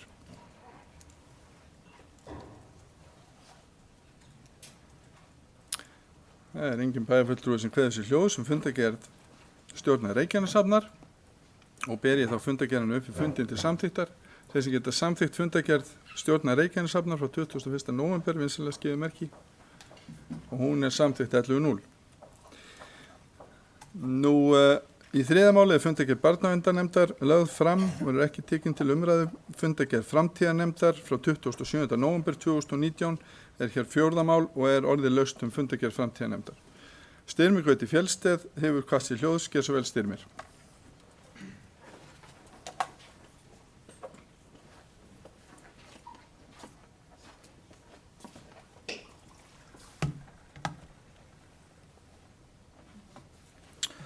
Forseti, bæjarstjórn og gestir, ég ætla aðeins að fara yfir fundargerðina.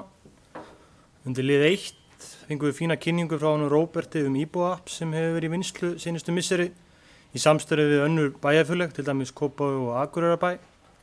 Þar sem hugmyndin er að nokkuð sveitarfélög komi að þróun þessa apps en íbúar eiga að geta notað það til að nálga sínar ýmsu upplýsingar sem tengjast þeim og geti þeir einnig sett inn ábendingar og athugasemdir. Og Róberti þakka kærlega fyrir kynninguna. Í lið 2 er það svo kynning sem fulltrúi frá íbúar hélt þar sem hann kynnti starfsemi þeirra og þá möguleika sem þeir bjóðu upp á. Virkilega áhugaverður og spennandi kostur sem vert að skoða en nokkur sveitafélög hér á landi nýta sér þessa þjónustu þeirra og sum gert lengi þannig að það er komið góð reynsla á þessa lausn þeirra. Báðir þessi liðar eru bókaðar á svipaða máta en nefndin finnst mikilvægt að þessi farin í smá vinna á því hvernig athugasemdir og annað er að berast inn til bæjarins gegnum þær boðleiðir sem nú þegar eru til staðar og hvernig er það svo unnu úr þeim áður en tekin ákvörðun varðandi þessi 2 mál sem voru kynnt. Í lið 3 var ákveðið að fresta málinu í einhver tíma en nefndinni fannst rétt að bíða aðeins með þetta mál. Og í lið 4 er það heimsmarkmiðin en nýlega var sett á laggirnar teymi sem hefur það hlutverk að velja og innleiða ákveðin markmið Sameinuðu þjóðanna í alla stefnur og starfsemi Reykjanesbæjar sem leitt af henni Halldóru og því viljum við fá fund með henni þar sem farið verði yfir stöðuna á þessu verkefni. Takk fyrir. Já, orðið laust fundagerð framtíðarnefndar. Margrét Þórarinsdóttir er hvað sér hljós, gerð svo vel Margrét, velkomin í pontu.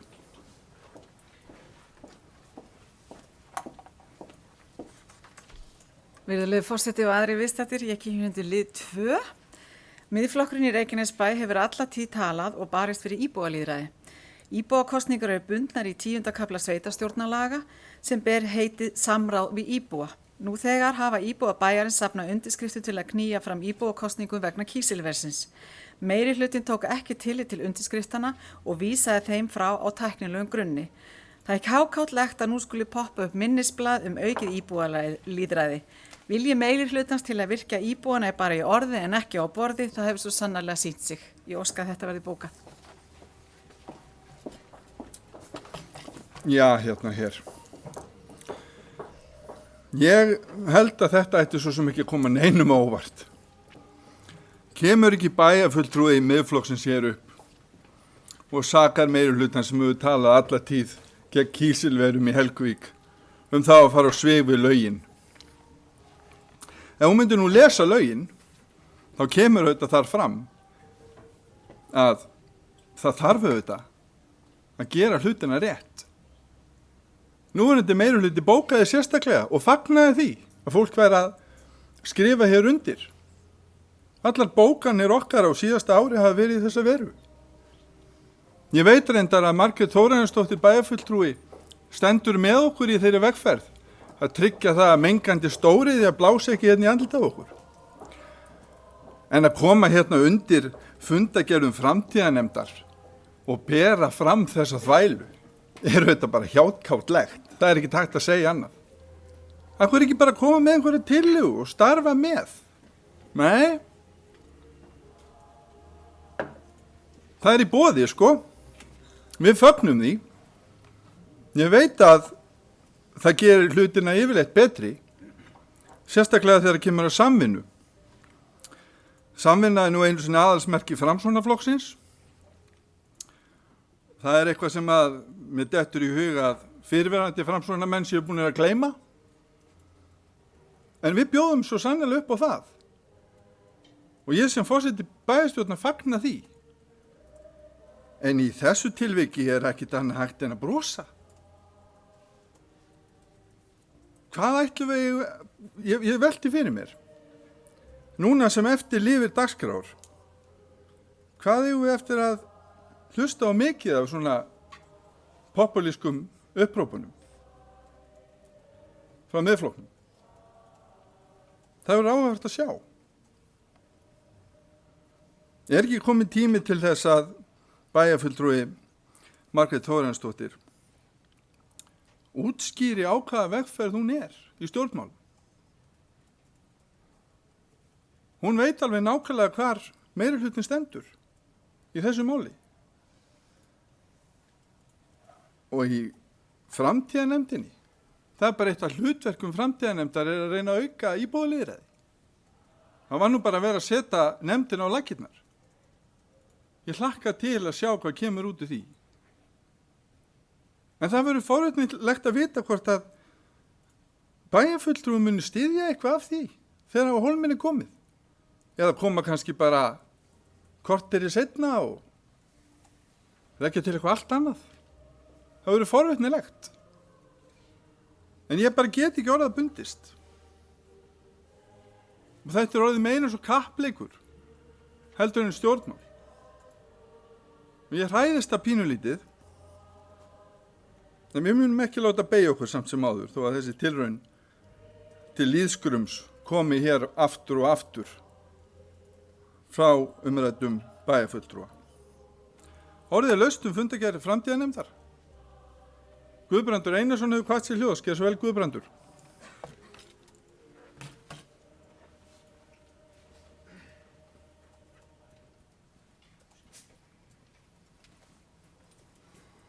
Virðulegur forseti,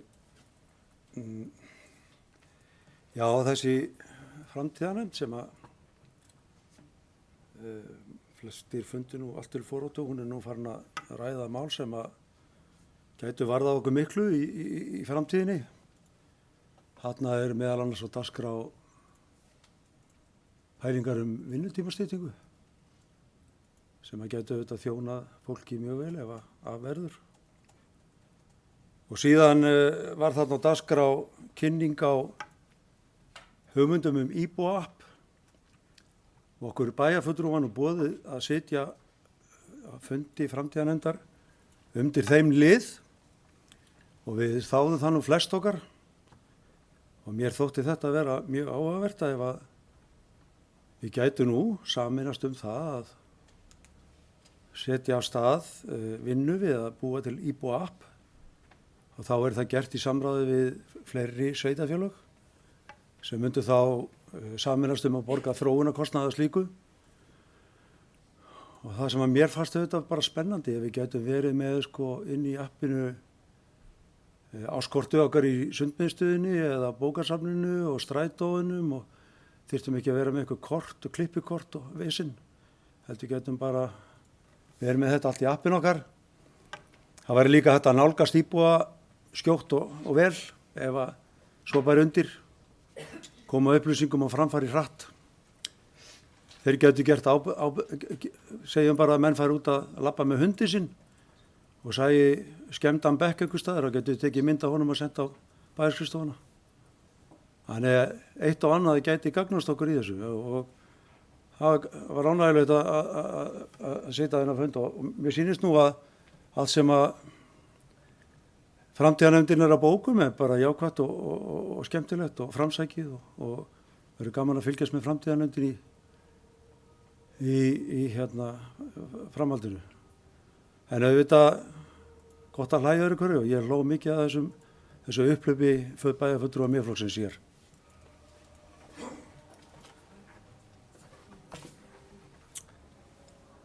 Orðið er laust fundargerð framtíðarnefndar. Eru fleiri bæjarfulltrúar sem vilja kveða sér hljóðs? Bæjarstjóri hefur kveðið sér hljóðs. Gjör svo vel, bæjarstjóri. Velkomin í pontu. Forseti ágætu bæjarfulltrúar, já, aðeins nokkur orðum þessi mál, svona í kjölfar Styrmis. En rafræn stjórnsýsla er verkefni sem við höfum verið að vinna á síðasta kjörtímabili og þessu og hefur orðið nokkuð ágengt. En það er samt einhvern veginn þannig núna að það er að verða svona, það er svona snjóbolta áhrifin eru greinileg því að maður opnar varla orðið atvinnuauglýsingar í helgablöðunum verður sem að sjá að það verður auglýsettir rafrænum leiðtoga eða breytingastjóra rafrænnar þjónustu bæði hjá opinberum fyrirtækjum og einkafyrirtækjum, ríkinu og sveitarfélögum. Þannig að þetta er greinilega komið á svona heilmikla ferð og við erum svo sem að taka þátt í því, meðal annars með því eins og hér kom fram í máli Styrmis að fara í samstarf með Akureyrarbæ, Kópavogsbæ, Hafnarfirði og Akranesi í samráði við Fjólu Ágústsdóttur sem er nýráðin breytingastjóri rafrænnar þjónustu hjá Sambandi íslenskra sveitarfélaga og hún hefur greinilega veit hvað hún syngur, hún Fjóla, og hefur mikla reynslu af þessu. Hún vann áður við samskonar málavegum ríkisins og hvort hún er menntuð í Danmörku, hún allavega þekkir vel til danskra sveitarfélaga og hún var hún eiginlega sem átti hugmyndina því að ráðleggja okkur þessum sveitarfélögum sem ég nefndi hér áðan að taka höndum saman einhverju verkefni og deila þar með kostnaði við að þróa þau áfram. Og það það sem við erum að gera og þetta var svona fyrsta skrefið. Svo margt annað í pípunum hjá okkur sem við munum skýra frá bara eftir í svona sem málum vindu fram.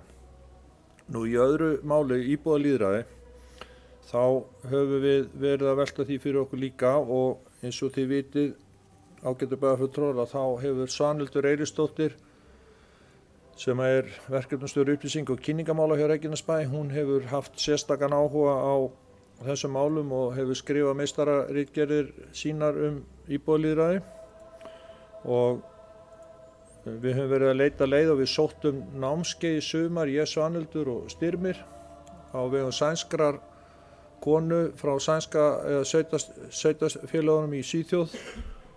Hún doktor íbúalýðræði, sú ágæta kona og fór vel yfir þetta hvað virkar og hvað virkar vel og hvað virkar síður og það sem hún sagði meðal annars var að íbúakosning þrautalending íbúalýðræði. Það versti kosturinn. Það svo margt hægt að gera annað á undan og í rauninni æskilegt að menn leiti samráðs með ýmsum hætti og fór yfir ýmsar aðferðir í því og áður en að kemur til íbúakosningar því að íbúakosning leiðir það alltaf af sér á lokum sáðan að einhverjir verða ánægðir og einhverjir mjög óánægðir eftir í hvernig niðurstöður kosningarna falla eins og við höfum svo sem orðið rækilega vör við hér.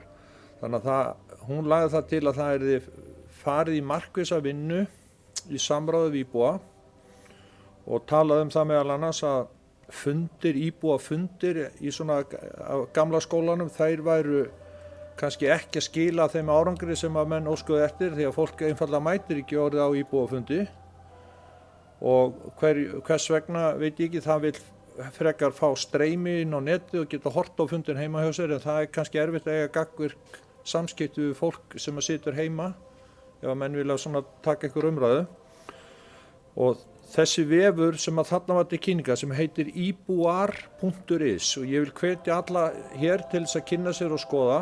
Þetta vefur sem að mörg sveitarfélög í Íslandi eru þegar farin að nota. Við erum ekki eitt af þeim en það svona margt sem segir mér það að við munum kynna okkur þennan og taka þátt í þessu verkefni ibuar.is. Þetta sjálfseignarstofnun, ekki hagnaðarregin og endurgjaldi við uppsetningu og notkun vefsins bara mjög sanngjarnt. Við þurfum að stíga nokkuð skref áður en við tökum það ákvörðun. Ég hvet bæjarfulltrúa til þess að kynna sér vef ibuar.is þá sjáum við að mörg af stærstu sveitarfélögum landsins eru þegar þar og við ætlum að vera með í þeim hópi.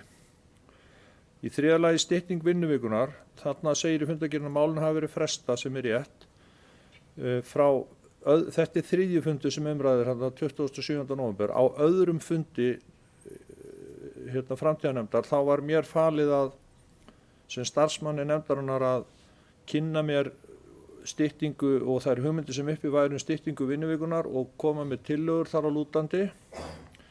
Að höfðu samráði við mannustjóra okkar Kristján Óskarsson sem nú hér í salnum og ég veit að hann í mjög góðu sambandi við fjölmarga af kollegum sínum í stærri sveitarfélögum landsins. Þá kannaði hann svona hvernig þessi mál væru að þróast annar staðar og niðurstaðan og því var svo að menn að bíða þetta svolítið og sjá því þetta orðið eins og við höfum orðið vör við mikið rætt og orðið stór mál í öllum kjarasamningum og umræðum og viðræðum í samningaviðræðum og þá hefur myndað svona samstaða eða menn eru allavega sammála það að vera ekki að stíga einhver skref í þessu núna, heldur bíða og sjá hvað kemur út úr samningaviðræðum í þeim samningu sem að enn ólokið og taka svo máli upp þaðan. Þannig að við munum bara fylgja þeim vagni og gera þetta í samvinnu við önnur sveitarfélög. Síðan að lokum þarna heimsmarkmið Sameinuðu þjóðanna sjálfbærni að við eins og hér kom fram hjá Styrmi þá búið að skipa stýrihóp eða teymi starfsmanna sem að vinna þessu og það kom fram á síðasta bæjarstjórnarfundi að stjórnendum Reykjanesbæjar hefur verið uppálagt að tengja starfsáætlun starfsáætlanir fyrir sinna stofnana og deilda næsta ár við annars vegar nýsamþykkta stefnu Reykjanesbæjar til 2030 og hins vegar við heimsmarkmið Sameinuðu þjóðanna. Og þetta skref sem við erum að stíga núna og eigum ýmislegt eftir ólært í þessu. Ég held að ég geti fullyrt að fyrir ári síðan höfðu fæstir heyrt talað heimsmarkmið Sameinuðu þjóðanna, en þetta svona aftur svipað á rafræna stjórnsýslan sem ég byrjaði á að tala hér, að það eitthvað að gerast í þessu núna. Nú sér maður þetta mjög víða á allstaðar, bæði hjá opinberum aðilum, fyrirtækjum, skólum, einkaaðilum og út allt. Það vilja allir einhvern veginn kynna sér og geta tengt sig við heimsmarkmið Sameinuðu þjóðanna. Sveitarfélögin eru þar engin eftirbátur og við erum komin hérna með ágætan stýrihóp starfsmanna annars vegar og svo framtíðarnefndina hins vegar til þess að taka ákvarðanir og marka leiðina sem við ætlum að fylgja næstu misseri.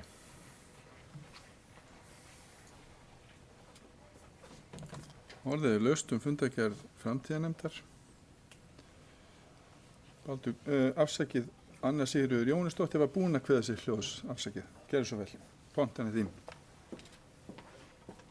Forseti, bæjarfulltrúar og gestir. Ég kem ekki undir neinum sérstökum lið hérna undir framtíðarnefnd. Ég var bara svona að velta fyrir mér framtíðarnefnd, þetta er náttúrulega ný nefnd hjá Reykjanesbæ og þá fyrir maður að velta fyrir sig framtíðinni. Hver er hún? Hver er framtíðin í pólitík? Ég er kannski að læra það, ég er frekar ný í pólitík. Ég er búin að vera að vísu fulltrúi í fræðsluráði í kjörtímabilinu á undan. Þá var ég aðalmaður í fræðsluráði 4 ár, en það er nóg eftir að þessu kjörtímabili, þannig að ég hugsa líka til framtíðar í pólitík og hér hefur forseti bæjarstjórnar talað stundum að fólk eigi ekki að kalla fram í þegar aðrir að tala, aðrir bæjarfulltrúar ekki verið að kalla fram í fyrir öðrum og hann hefur einnig bent fólki á það að vera ekki að blóta á annað, þannig að það er svona ýmsar reglur í pólitík sem maður er að læra og hér eru margir reynsluboltar í pólitík, margir búin að sitja nokkur kjörtímabil og ég bara var að hugsa áðan undir þessari fundargerð framtíðar að mér finnst alveg merkilegt að reynslumiklir boltar hér í pólitíkinni, þeir hiki ekki við að fara upp í pontu og skamma annað fólk eins og litla leikskólakrakka eða hlæja fólki eða ég vil gera lítið úr því sem fólk er að koma með, einhverja skoðanir eitthvað. Ég held að það er bara allir hérna inni, sama í hvaða flokki þeir eru, það er bara rétt að þau koma með sína skoðanir hérna upp og íbúar Reykjanesbæjar kusu okkur hérna inn í bæjarstjórn og það er nóg eftir að kjörtímabilinu, þannig að ég segi bara ég vona að ég ætla að læra eitthvað mikið hér af reynsluboltum í pólitík og verða reynslu meiri í framtíðinni. Takk. Baldur Guðmundsson, yfir Katsi hljóðs, gerðu svo vel Baldur. Reynslubolti.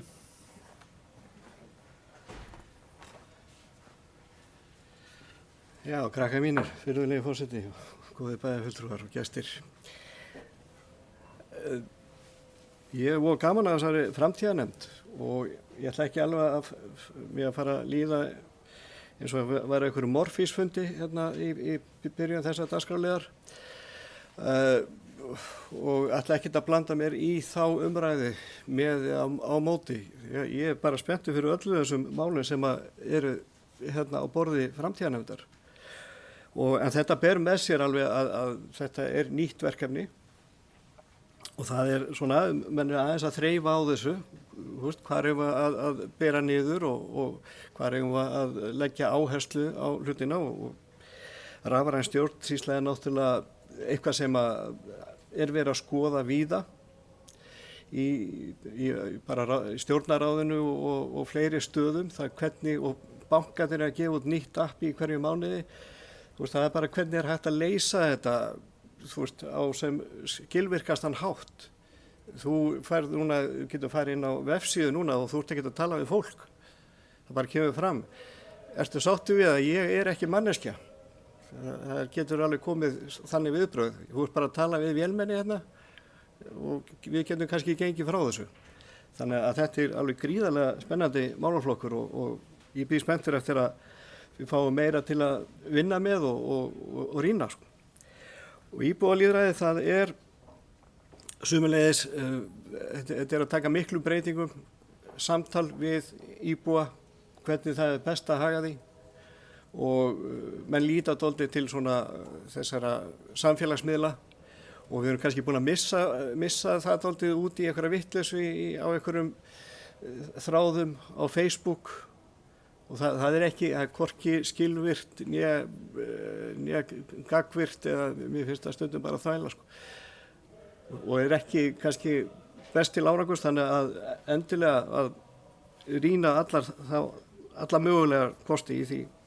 Stytting vinnuvikuna, ég er líka búin að tjá mig það, þetta er bara risavaxið mál. Þetta er stór hluti af samningaviðræðum núna og það kom fram fyrr í umræðinni á þessum fundi hvað sviðsstjórar og aðrir geta verið að vinna lengi fram eftir. Þannig að það fullt af starfsfólki, ég er búin að heyra það sem er svona, geldur varhug við þessu að hvernig á að stytta vinnuvikuna, ég kemst ekki við verkefni núna á að fara að stytta vinnuvikuna. Þetta gengur ekki upp. En þetta er eitthvað sem við þurfum að skoða með opnum hug og hvernig förum við þangað.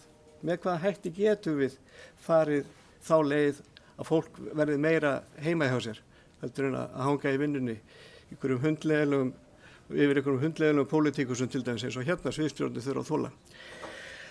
Og heimsmarkmið Sameinuðu þjóðanna eru náttúrulega eitthvað sem allir eru farnir að líta til. Þannig að, eins og segi, það er svona, hvað segja, byrjanda bragur á þessari nefnd, endur hún ný, en hún er gríðarlega spennandi. Eru fleiri bæjarfulltrúar sem vilja kveðs í hljóðs varðandi fundargerðir framtíðarnefndar? Svo er ekki, þá ber ég fundargerð framtíðarnefndar uppi fundin til samþykktar, þeim sem geta samþykkt fundargerðina við sem það skeiði merki og fundargerðin er samþykkt 11.0. Næst er að 50 liður á dagskrá endurskoðun jafnréttis áætlunar og er orðið laust þann dagskrálið. Bæjarstjóri hefur óskað eftir að fylgja því hlaði, gerð svo vel bæjarstjóri. Forseti, ágætu bæjarfulltrúar, við erum hér með tiltölulega nýsamþykkta jafnréttisáætlun sem við tókum fyrir ekki svo löngu síðan í bæjarstjórn og er hluti af þeirri vinnu sem verið er að vinna núna í tengslu við jafnlaun á vottun sveitarfélagsins og jafnlaun á vottunum fer fram í 2 skrefum. Fyrra skrefi búið, þá kom úttæktaraðili og fór yfir svona málinu og vinnuna hjá okkur og flest af því sem við áttum að vera með í lagi þá var í lagi og svo kom bara góðar ábendingar frá þessum aðilum hluti sem við þurftum að skoða betur og kíkja á og við höfum verið að því núna undir öruggri forystu Kristins Óskarssonar og Iðunnar launafulltrúa og Regína og fleiri hafa komið að þessari vinnu. Síðari úttektin fer fram núna á fimmtudaginn, 5.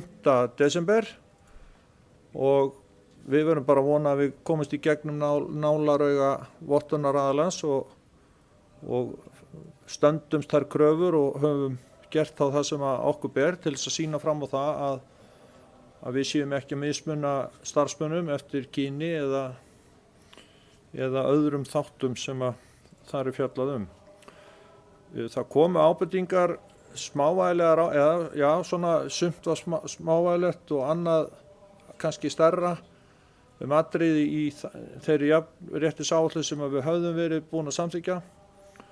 Sumt að því var svona valkvætt og annað þurftum við sannarlega að laga og við gerðum það. Við fórum yfir þetta í bæjarráðinu daginn og bæjarráð vísaði þessu svo til endanlegra samþykktar hér í bæjarstjórn og við hefðum getað látið þetta mál fylgja bara fundargerð bæjarráðs en ákváðum að taka það hér sérstaklega til afgreiðslu sem sérstaklega lið á þessum fundi bæjarstjórnar Reykjanesbæjar og við erum hér með mannustjóran og fleiri í salnum ef að þið viljið eitthvað fá frekar upplýsingar og sjálfsagt að afla þeirra en þetta eru svona til þess að gera ekki neins stórmál sem þetta var verið að breyta en þó þannig að við töldum ástæðu til að verða við því. Orðið er laust endurskoðað jafnréttisáætlun.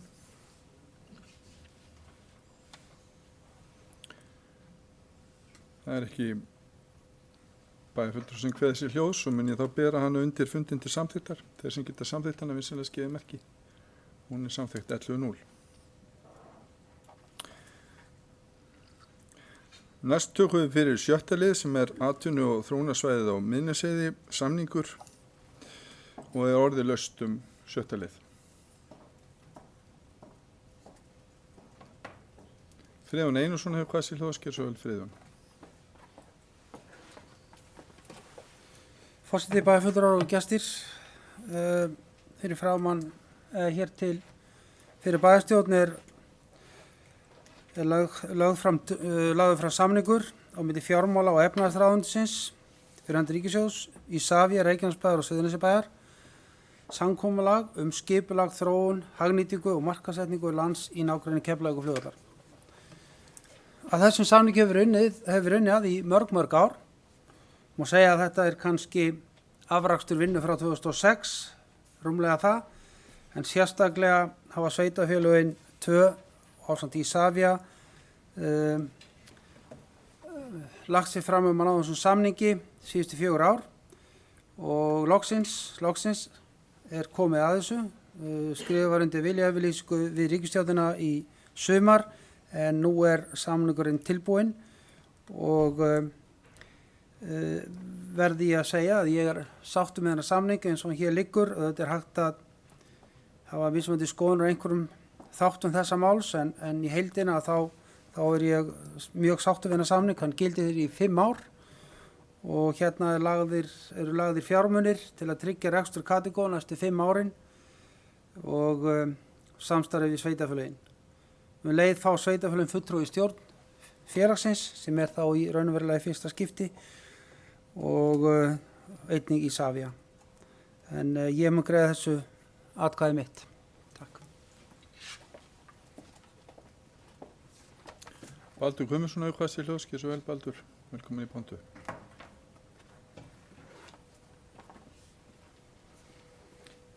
Já, virðulegi forseti, góðir bæjarfulltrúar og gestir, öllum óvörum, þá ætla ég að vera sammála Friðjóni. Mér finnst þetta bara mjög gott að þetta sé komið í þennan farveg. Þetta er búið að vera svona vandræðagangur á þessu. Hjálpaði mikið að Sandgerði og Garður skyldi sameinast og einfaldaði mikið aðeins.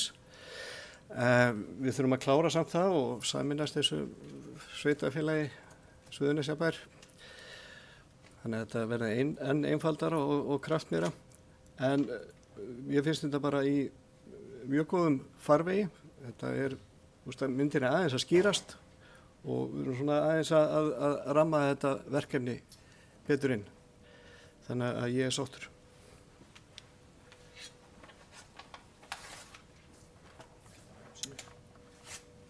Eru fleiri bæjarfulltrúar sem vilja kveða sér hljóðs varðandi samkomulagið? Ef svo er ekki, vil ég gefa bæjarstjórunum orðið. Já, forseti, ágætu bæjarfulltrúar, þetta er að mínu mati stærsta atvinnumál sem við höfum staðið frammi fyrir mjög lengi Suðurnesjamenn og gríðarlega stórt skref í rétta átt að við náum saman í þessir aðalar sem þarna eru að taka höndu saman þróun alls þessa landsvæðis eða að minnsta kosti hluta þess landsvæðis sem er umlykur Keflavíkurflugvöll og þetta eru þá Reykjanesbæjar, Suðurnesjabæjar, Isavia, fjármálaráðuneytið fyrir hönd ríkisins sem á allt landið eða stærsta hluta þess land sem ræðir og við erum sammála það að halda Katego Keflavík Airport Development Company eða þróunarfélag Keflavíkurflugvallar á lífi áfram eins og framkom hér á fundi fyrir þennan fund eða í kynningu Sigurðar Helga Helgasonar starfsmanns ráðuneytisins fyrir í dag að þá stóð fjármálaráðuneytið og ríki kannski svolítið frammi fyrir því hvað ætti að gera, hvort ætti að loka Katego þegar eignir höfðu verið seldar eða hvort að menn ætluðu að halda því félagi á lífi og þróa landið áfram sem að ef ég fer rétt með eitt af hlutverkum, annað tveggja hlutverka félagsins samkvæmt lögunum frá 2006 að annars vegar að koma eignum í borgaraleg not og hins vegar að þróa það landsvæði sem að ríkið á þessu svæði. Og við höfum séð þetta gerast mjög víða út í heimi í kringum alþjóðaflugvelli. Það nægir að nefna bara til dæmis Dublin sem orðið mjög stór flugvöllur á þessu mælikvarða Írlandi og bara í rauninni hvað sem er. Schiphol er náttúrulega frægt dæmi og við fengum hér reynslusögur og ráðgjafa frá Schiphol fyrir 2-3 árum hingað sem sögðu okkur svona hvernig þeir höfðu gert þetta og það eru mjög mikil tækifæri í þessu og einn liður í þessu máli öllu saman svo ákvörðun sem að tekin hefur verið og birtist meðal annars í frumvarpi af stefnu eða flugstefnu sem að samgönguráðuneytið að setja fram og núna býður í röðinni í þinginu að þar kveðið skýrt á það að Keflavíkurflugvöllur áfram aðal alþjóðaflugvöllur Íslands. Það höfðu verið uppi einhverjar raddir það að hugsanlega flytja alþjóðaflugvöllinn inn á svokallað Hvassahraun, það sem að á eftir að rannsaka í einhver ár hvort að hægt eða hentugt sé yfir höfuð að leggja flugvöll og á meðan að það var svona í loftinu og umræðan fór svolítið út og suður þá vorum við ekki alveg klára því hvort að menn sæju fyrir sér að Keflavíkurflugvöllur yrði áfram í aðalhlutverki sem alþjóðaflugvöllur landsins en nú þá kveðið skýrt á það þó að ég verði að segja að það komi svo sem ekki óvart að heyra í kvöldfréttum í gær forstjóra Icelandair kveða við annan tón og ég verði að segja að mér finnst það mikil skammsýni að hálfu þess ágæta manns og þess ágæta félags líka að ætla að sjá fyrir sér að byggja alþjóðaflugvöll fyrir 100 milljarða hérna út í hrauni og á hugsanlega vatnsbólum eða aðfarasvæðum vatnsbóla okkar, Suðurnesjamanna, sem eitt af því sem ættir að rannsaka. Þegar að það mætti, að því að nú menn hættir að tala fjarlægðir endir í kílómetrum, nú tala fjarlægðir í mínútum, hvað maður lengi fara á milli staða, það mætti nota brota þeim kostnaði sem myndi kosta að koma upp alþjóðaflugvöll hérna í hrauninu, til þess að bæta einfallega samgöngur á milli Keflavíkurflugvallar og miðborgar Reykjavíkur ef að menn vilja það. Með lesta samgöngum eða öðru slíku formati. Það alltaf útgangspunkturinn að þetta verður að vera stutt í miðborgina og það þá hægt að gera það með þeim hætti. Þannig að ég held að það sé bara komið sá tímapunktur, sveitarfélögin hafa haldið sér svolítið til hlés í þessari umræðu. Nú þegar skýrslan komið fram og menn eru farnir að tala máli minni flugvallar í Hvassahrauni sem á að fyrst og fremst að nýtast innanlandsflugi og hugsanlega kennsluflugi líka, sjúkraflugi ef það hægt að bæta samgöngu við Reykjavík, að við förum að hafa á þessu skoðun og við þurfum að tala strax mjög skýrri röddu gagnvart þessum sjónarmiðum að þarna líka einhvern tíma þó að setja 20, 30, 40 ára þarna líka að verða nýr alþjóðaflugvöllur og aðal alþjóðaflugvöllur landsins. Þetta sé mjög mikilvægt að bæjarfulltrúar myndi sér skoðun á því og við tölum einni röddu það mál. En bursið frá því öllu saman, þetta var smá útúrdúr og þá held ég að þetta mál sem við erum þessi drauga samningi skipulagi kringu Keflavíkurflugvöll sé stærsta atvinnumál sem við höfum staðið lengi frammi fyrir hér Suðurnesjamenn og legg til að við samþykkjum þetta eða þið samþykkið þetta eins og þetta liggur fyrir hér og við getum haldið áfram að vinna í málinu.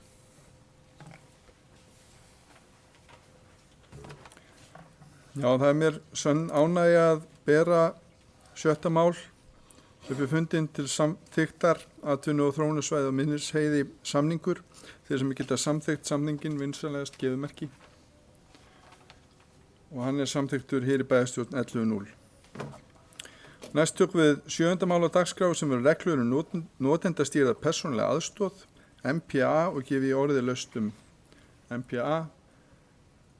Og Margrét Þórarinsdóttir hefur kassi hljóðs, gerðu svo vel Margrét, velkomin í pontu.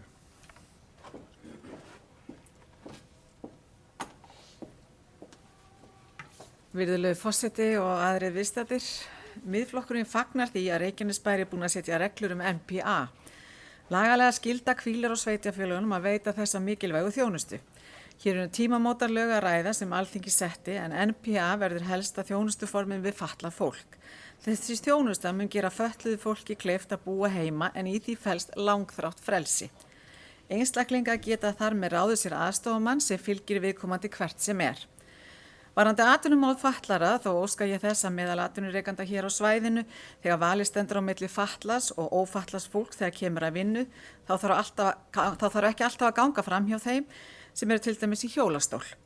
Reykjanesbær þarf að sýna gott fordæmi og ráða í vinnu fólk sem hefur ekki fulla starfsgetu. Mikilvægt er að sveitarfélögin beiti sér fyrir því á sínu sameiginlega vettvangi að þrýsta á ríkisvaldið að afnema krónu á móti krónuskerðingu þegar kemur að atvinnumálum. Hér eru mikið réttlætismál að ræða og ekki síst lýðheilsumál. Ferðaþjónusta fatlað fólks er eina grundvallar þjónustu fyrir fatlaða en án góðra ferðaþjónustu fá fatlaðir ekki að njóta sjálfsagðra mannréttinda á borð við atvinnu, nám og tómstundir. Reykjanesbær er með hámarksferðafjölda í mánuði sem eru rúmlega 60 ferðir. Sjálfsagt er að skoða hvort ekki þurfi að bæta þessa þjónustu. Þó svo örorkubætur séu ekki á könnu sveitarfélaga verður ekki hjá því komist að minnast á það hér hversu brýnt er að bæta kjör öryrkja sem eru 200 og 400.000 krónur á mánuði og það sjá það allir að það er ekki hægt að lifa mannsæmandi lífi á þessari upphæð. Við sambúð lakka síðan þessa bætur. Sveitarfélagin hafa rödd og því er mikilvægt að öryrkjabandalagi fái sveitarfélagin í lið með sér þegar kemur að því að þrýsta á ríkisveldið hækkun bóta. Ég óska þetta verði bókað.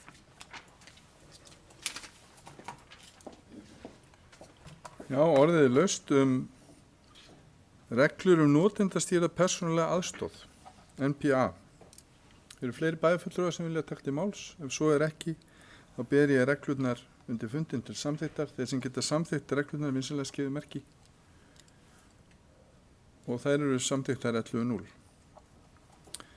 Næst er það 8. mál á dagskrá fjárhagsáætlun Reykjanesbæjar og sameiginlega Reykjanesstofnana 2020 til 2023.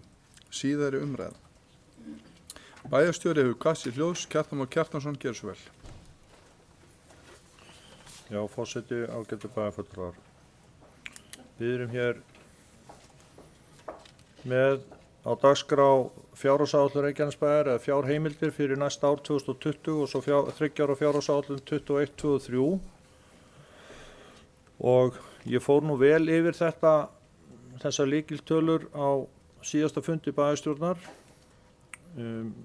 Það voru nú einhverjir hérna sem eru á þessu fundi í dag ekki á þeim fundi en ég ætla með leyfi forseta að sleppa því að fara yfir allt plaggið aftur af því það hefur ekkert breyst í því. Þetta er allt sömu tölur. Já, það hefur ekkert breyst í því, það hafa enga breytingartillögur komið á milli funda sem að hafa orðið til þess að við höfum breytt þessu skjali þannig að það má segja að þetta sé bara sama skjalið nema forsíðan er öðruvísi, það er komin dagsetting í dag 3. desember og ég held að við séum hér með bara mjög fína áætlun, okkar býður að henni afgreiddri að íta á eftirlitsnefnd með fjármálum sveitarfélaga. Við höfum náttúrulega verið að óska eftir heimild þeirrar nefndar til þess að lyfta fjárfestingum úr 450 milljónum á ári í 700 milljónir. Ég talaði við starfsmann nefndarinnar fyrir 2 dögum síðan og hann sagði að nefndin hefði ákveðið að taka þetta mál ekki til afgreiðslu fyrr en að samþykkt fjárhagsáætlun lægi fyrir. Þannig að það væri alveg á hreinu hvert við vildum stefna og það mætti þá taka málið og lyfta þessu þaki í janúar eða fljótlega eftir að áætlunin hefur verið samþykkt, þá með viðauka við þessa áætlun, eins og heimild er í fjármála hluta sveitarstjórnarlaga og við munum því bara gera það að öllu óbreyttu. Nú enn og aftur bara, ég er ánægður með þessa áætlun, ég er ánægður með vinnuna sem að farið hefur fram.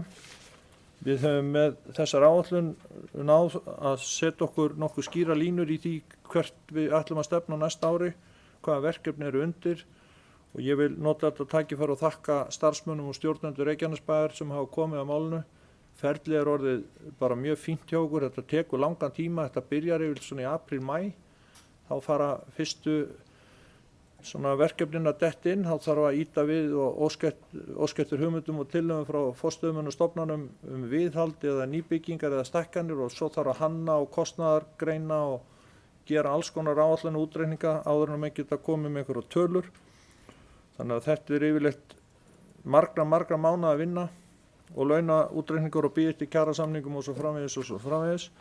Þannig að það er mikil vinna baki svona plaggi og mikilvægt að það sé vel unnið og það standist og við höfum borið gæfu til þess núna undanfarin ára fjárhagsáætlanir Reykjanesbæjar hafa staðist.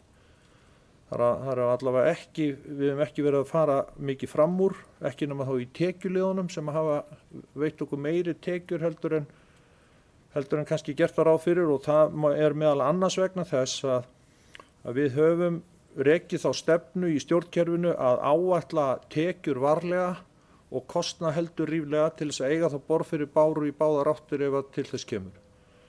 Því að hinn stefnan, hún skilaði ekki góðum árangri, það er að segja áætla kostnað varlega og tekjur ríflega, það skilaði okkur ekki góðum árangri. Þannig að við breyttum á síðasta kjörtímabili og við höfum haldið okkur við þá stefnu og ætlum að gera það áfram.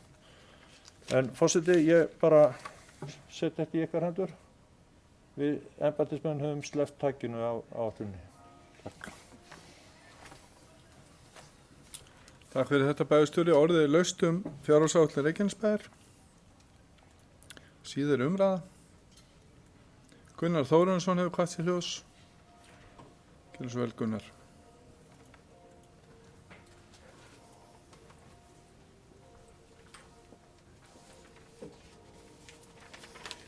Virðulegi forseti, ágætu bæjarfulltrúar og gestir. Við höfum verið að ræða meðal annars launamál hér í dag og það kom fram að hjá bæjarfulltrúa Guðbrandi að það væri nú ekki nema ósatt að launin í lífskjarasamningnum hefði ekki hækkað nema 2,5%. Samt nefndan það svona í framhjáhaldi að þeir sem fengu milljón eða meira hækkuðu aðeins 1,7%. Mér reiknast til að sé 17.000 krónur á mánuði. Þannig að við erum að gera gott betur að sjálfsögðu. Þannig að það stendur sem ég sagði hér að við erum að hækka langt umfram lífskjarasamningana. Því verður ekki mótmælt. Og ég ætla að vona að þú grípir ekki frammi fyrir mér aftur. Og þakka fyrir afsökunarvinnina. Og fyrirgeðir þetta. En við erum hér með bókun, Sjálfstæðisflokkurinn, Miðflokkurinn og Frjáls afls vegna fjárhagsáætlunarinnar. Og ég ætla að fara hérna yfir það.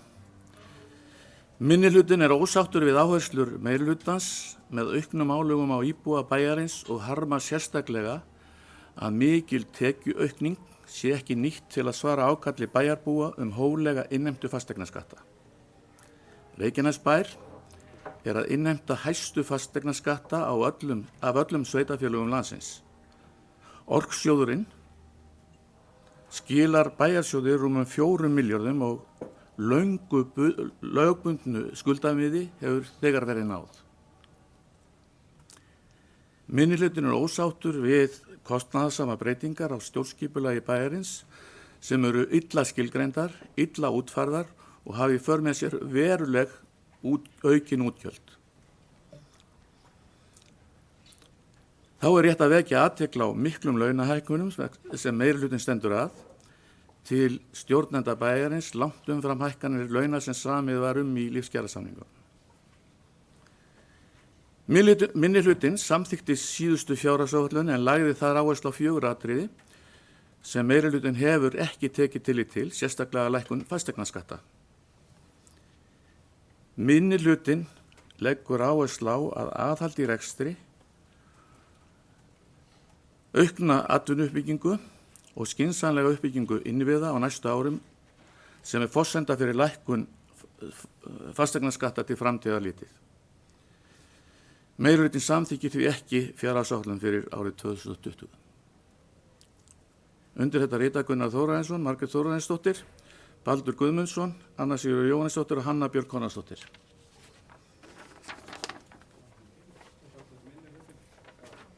Minnihlutin fyrir ekki þið. Það stendur hér. Ég vildi að það hefði verið meirihlutin. Orðið er laust. Guðbrandur Einarsson hefur hvað sér hljóðs. Gjör svo vel, Guðbrandur.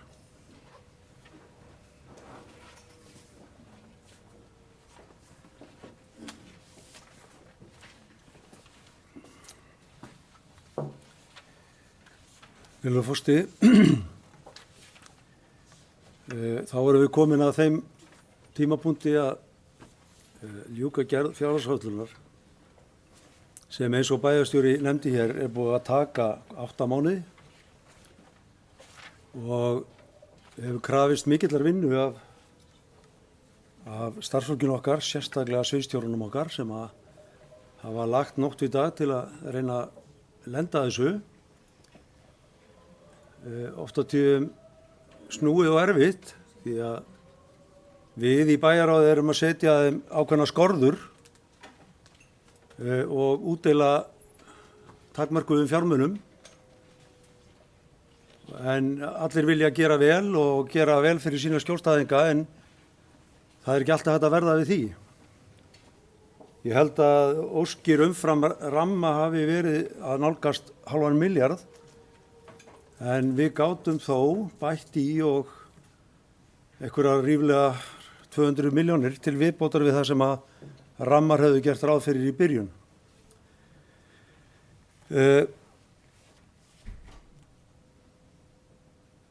Það sem að er auðvitað bara ánægjulegt og sem að mér finnst vera ánægjulegt er að við erum núna ár eftir ár að skila bæjarsjóði frá okkur þannig að afkoman er ásættanleg. En það er þó breyting núna að framlegð hún er minni heldur en undangengin ár. Við höfum verið með og reiknuðum alltaf með því þegar við fórum í þessa endurreisn að við þyrftum að skila að minnstakosti 15% framlegð til að geta staðið við skuldbindingar okkar að lágmarki. Og við höfum gert það og gott betur. Á síðasta ári ætlum það ekki verið 23% og þar síðasta ári 20%. En samkvæmt þessari áætlun fyrir árið 2020 erum við að tala um framlegð sem að nemur 11,8%. Og hví skildi það vera? Jú, menn tala hér um að báknið sé að vaksa, jú. Fjöldi starfsmanna Reykjanesbæjar er að aukast. Það er ákveðnar skýringar á því. Það krefst auðvitað þjónustu mannafla til þess að auka þá þjónustu sem við þurfum að veita sem sveitarfélag. Íbúarnir koma ekkert bara hingað og greiða bara skatta og svo þarf að geta að gera neitt meira. Það er verið að veita alls konar þjónustu og þess vegna þýðir það auðvitað að útgjöld aukast, kannski ekki alltaf í réttu hlutfalli við tekjurnar, stundum meira en tekjur, stundum minna. Þannig að þetta er ýmsu háð. En ég er auðvitað bara ánægður með það að sveitasjóðurinn okkar sé að skila rekstrastöðu eins og við fórum nú vel yfir hérna síðast upp á 463 milljónir. Þegar við erum búin að gera það sem við ætlum okkur að gera. Reka þá þjónustu sem við ætlum að veita íbúanum, auka við hann á mörgum sviðum, þjóna lánunum okkar og greiða niður lán. Við eigum jafnframt vona á því að geta bætt okkur enn frekar af því að það sem við gerðum með fjármunina sem að fengust hér út úr þessum orksjóði eða forksjóði eða HS orkubréfum, nýttu þá til að greiða niður lán, þá gefst okkur tækifæri til þess að endurfjármagna ákveðna hluta af þeim lánum sem að við erum nú þegar með upp á rúmlega 9 milljarða. Þau lán er að bera núna í dag rúmlega 4% vexti en vegna þess að við greiddum niður lán, við vorum trúverðug og markverði því sem við gerðum, þá er verið að hlusta á okkur og við eigum möguleika á því að lækka þessa vaxtabróstu. Vonandi niður fyrir 2. Og ef við getum gert það, þá erum við að tala kannski ég veit ekki, 200 milljónir í bata á næsta ári umfram það sem við erum að tala um núna. Allt þetta skiptir máli. Allt þetta gerir það að verkum að við getum fara að veita enn frekar í þjónustu eða minnka skuldirnar okkar enn frekar. Þannig að möguleikarnir eru til staðar og við eigum auðvitað bara að nýta þá. Við erum á réttri leið. Við erum búin að vera það í talsverðan tíma. Ýmislegt sem hefur spilað með okkur. Ekkert allt, en margt. Og við eigum auðvitað bara að halda fram að nýta okkur uppgangin á öldunni og fara með henni. Sjá svo til hvernig það endar. En eins og bæjarstjóri sagði, við þurfum að gæta ákveðinar varfærni í því sem við erum að gera, sjá fyrir endan á því sem við erum að gera og vita hverju það skilar okkur. Mér finnst ekki gáfulegt að leggja fram tillögur og kostnaðarmeta það ekki. Þannig að ég hef talið það eðlilegt að kostnaðarmeta tillögur áður að koma fram og vita upp á hvað er þýða fyrir samfélagið okkar. En eins og minnihlutinn hefur nú gert, þá ætlar meirihlutinn að leggja fram bókun. Við lögðum reynda fram bókun á síðasta fundi og við teljum ágætt að gera aðeins betur og svona ræðum það sem við teljum skipta máli núna á þessum tímapunkti. Bókun sem ber yfirskriftina glöggt er gests augað. Í frétt Viðskiptablaðsins frá 21. nóvember síðastliðinn kemur meðal annars fram að 7 af 12 stærstu sveitarfélögunum stefna að lækkun álagningarprósentu fasteignaskatts á íbúðarhúsnæði á næsta fjárhagsári og 6 þeirra lækka prósentuna einnig á atvinnuhúsnæði. Hins vegar lækka einungis Reykjanesbær, Akranes og Vestmannaeyjabær nógu mikið til þess að tekjur þeirra mun ekki að hækka umfram þau 2,5% sem samband sveitarfélaga hefur mælst til að greiða fyrir kjarasamningum á almennum vinnumarkaði síðastliðið vor.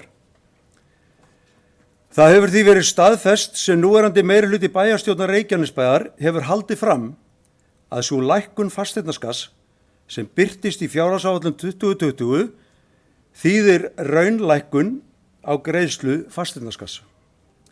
Þar sem fasteignamati íbúða hækkar að meðaltali minna en sem nemur lækkun álagningarstofns fasteignaskatts.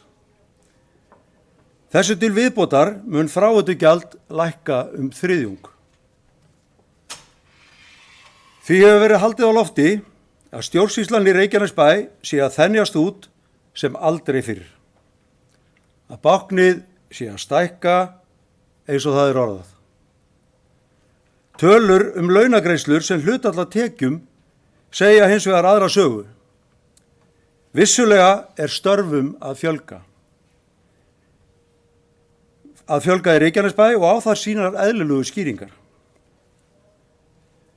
Frá árinu 2014 hefur íbúum í Reykjanesbæ fjölgað 4.867 eða 33,5%.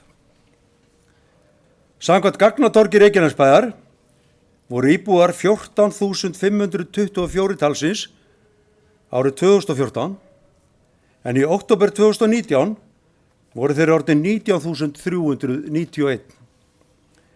Á sama tímabili hefur nemendum í grunnskólum Reykjanesbæjar fjölgað 374 eða 18%. Nemendur í grunnskólum Reykjanesbæjar voru 2072 árið 2014 en eru nú 2446. Til að setja þessar tölur í samhengi má geta þess að í Myllubakkaskóla eru nú 369 nemendur og í Holtaskóla eru nemendur 396. Því er hægt að segja að fjölgun síðustu ára nemi nemandafjölda heilum grunnskóla. Hver nemandi í grunnskólum Reykjanesbæjar kostar samkvæmt upplýsingum frá fræðsluskrifstofu 1.518.000 krónur og því viðbótar kostnaður vegna þessara miklu fjölgunar nemenda orðin tæpar 600 milljónir. Börn í grunnskólum sem hafa annað tungumál en íslensku sem móðurmál hefur einnig fjölgað verulega og nú 25,3% af heildarfjölda nemenda. Fjöldi barna sem fá sérstaka kennslu í íslensku sem öðru tungumáli hefur fjölgað verulega frá árinu 2014 eða 55%. Þrátt fyrir að börnum í leikskólum Reykjanesbæjar hafi ekki fjölgað mikið, hefur börnum sem hafa annað tungumál en íslensku fjölgað verulega og nú orðin 27,2% allra leikskólabarna eða 255 talsins. Þessar miklu samfélagsbreytingar kalla eðlilega á fjölgun starfsfólks og hefur starfsfólki í grunnskólum fjölgað úr 340 árið 2014 í 464 eða 37%. Starfsfólki í leikskólum hefur hins vegar fjölgað tæplega 9%, þrátt fyrir að börnum hafi aðeins fjölgað lítillega. Gera má ráð fyrir að samfélagsbreytingin sé að hafa þessi áhrif. Það vekur hins vegar athygli að á sama tíma og þessi þróun hefur átt sér stað, hafa útgjöld vegna launa sem hlutfall af tekjum lækkað úr 47% á árinu 2014 í 42% á árinu 2018. Öllu tali að báknið sé að stækka því vísað til föðurhúsanna. Í fjárhagsáætlun 2020 gert ráð fyrir fyrsta áfanga byggingar Stapaskóla. Verði lokið í júní 2020 og skólastarf hefjist þar haustið. Þetta mun hafa aukin útgjöld í för með sér til langrar framtíðar og gert ráð fyrir því í fjárhagsáætlun.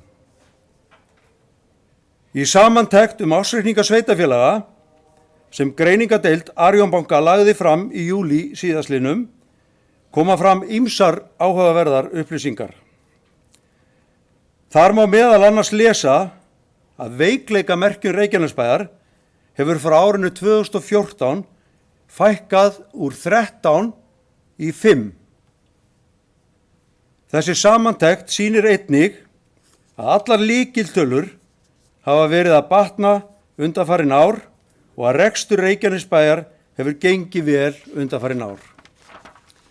Skuldahlutfall sveitarfélagsins enn hæst á Íslandi, þó að það hafi lækkað undanfarin ár og samkvæmt þessari skýrslu 210% en var 254% á árinu 2014. Reglur skuldaviðmið gera hins vegar það að verkum að hægt að finna eitt sveitarfélag þar sem skuldaviðmiðið hærra enn í Reykjanesbæ. Of stór hluti af tekjum Reykjanesbæjar fer í að greiða vexti og afborganir af lánum. Það á því að vera okkar meginmarkmið að lækka skuldir sveitarfélagsins. Þrátt fyrir að við höfum enn ekki náð öllum þeim markmiðum sem sett voru með sókninni árið 2014 ljóst að sveitarfélagið á réttri leið. Rekstur bæjarsjóðs batnar með hverju árinu og álögur á íbúa fara lækkandi. Í fjárhagsáætlun fyrir 2020 gert ráð fyrir aukinni fjárfestingu en einnig auknum útgjöldum vegna bættrar þjónustu við íbúa. Þá mun sveitarfélagið einnig fylgja þeim tilmælum sem gefin voru við gerð lífskjarasamnings að gjaldskrá hækki ekki umfram 2,5%. Bæjarfulltrúar beinnar leiðar, Framsóknarflokks og Samfylkingar vilja þakka starfsmönnum fyrir mikið og óeigingjarnt starf sem skilað hefur miklum árangri og óska bæjarbúum öllum gleðilegar jólahátíðar.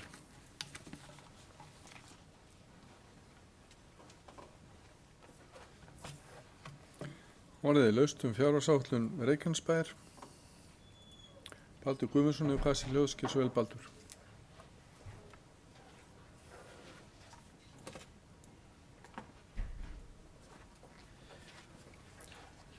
Virðulegi forseti, góðir bæjarfulltrúar og gestir. Langaði dálítið að taka undir með kórnum, bói, en allt í lagi. Við lögum fram okkar bókun og þið leggið fram ykkar bókun, leggið fram þessa fjárhagsáætlun sem þið náttúrulega samþykkið. Við erum búin að ræða þetta fram og til baka og ég ætla ekki að orðlengja þetta en ætla samt að segja það að þó að við samþykjum ekki áætlunina þá erum við ekki, allavega ég tala þá bara fyrir mig, erum ekkert að mótmæla öllu og það er of langt mál ef ég ætla að fara í hvern lið eins og þetta er fara að líta út þegar vera að reka eitthvað ofan í mig. Við erum búin að skýra út hvað það er sem við erum ósátt við erum bara ósámála þetta en það er fullt af fínum hlutum að gerast. Tekjurnar hafa aukist alveg gríðarlega á síðustu árum. Þetta er núna við erum að tala um að við erum að vinna úr 15 miljónum, eða 16. Ég var að hugsa skattekjurnar en ok, við komum langt yfir 16 miljónar. Þetta var ekki svona fyrir nokkrum árum. Þannig að auðvitað er þetta jákvætt, auðvitað á maður að fagna þessu. Það eru fleiri að taka þátt í þessu. En svo er það bara þetta grundvallar sjónarmið að varðandi skattheimtu og annað er betra að ná í meiri pening af bæjarbúum til að geta veitt þeim síðan aftur þjónustu eða er betra að skilja peningin eftir í vasanum á bæjarbúum. Við getum verið að takast á þetta fram og til baka. Þannig að ein ástæða fyrir því að ég á erfitt með að greiða þessu atkvæði kom líka fram fyrir á fundunum. Það er þegar að vera að reka þá ofan í mann, þú samþykktir þetta. Eða þú samþykktir hitt og snúið út úr því. Hvað ertu að vilja upp á dekk núna að segja eitthvað annað? Þetta gerir manni erfitt fyrir í rökræðunni ef að þetta verður alltaf útgangspunkturinn. Þá er ég bara að skapa mér hérna svigrúm þannig að ég geti tjáð mig á næsta ári. En bara það fullt af hlutum sem ég er alveg hrikalega ánægður með í þessari áætlun. Bara mjög sáttur. Þó nú væri maður að vera endalist í einhverja anskotans fílu hérna. En takk fyrir mig og ég kem ekki aftur, gleðileg jól og bara áfram Reykjanesbær.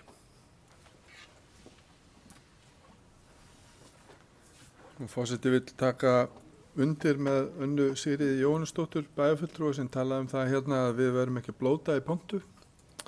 Ég bið bæjarfulltrúa að geta orðið sinna og sína háttsemi og að sjálfsögðu gildi það forseta bæjarstjórnar einnig. Nú Guðbrandur Einarsson hefur hvað sér hljóðskir, svo vel Guðbrandur.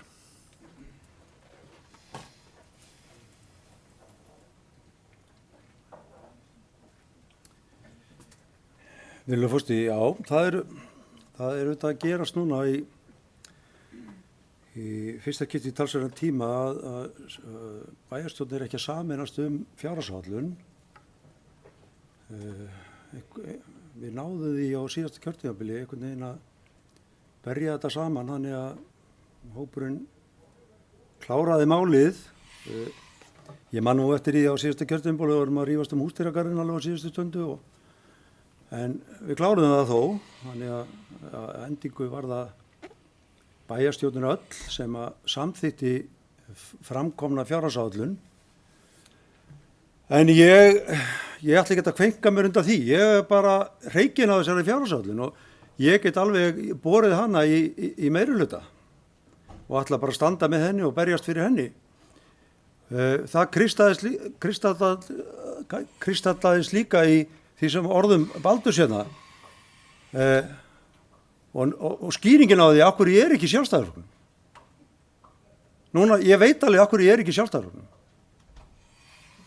Það bara þannig. Ég lít þannig á, ég vil hafa sæmilega skatta og geta veitt fólki góða þjónustu. Vegna þess að það ekki allir sem að geta borga skatta en þurfa þjónustu. Og á ég þá að vera skattlaus á góðum tekjum og kaupa minna þjónustu sjálfur? Nei, þá vil ég freka borga skatta og litlu börnin fái þá þjónustu sem þau þurfa.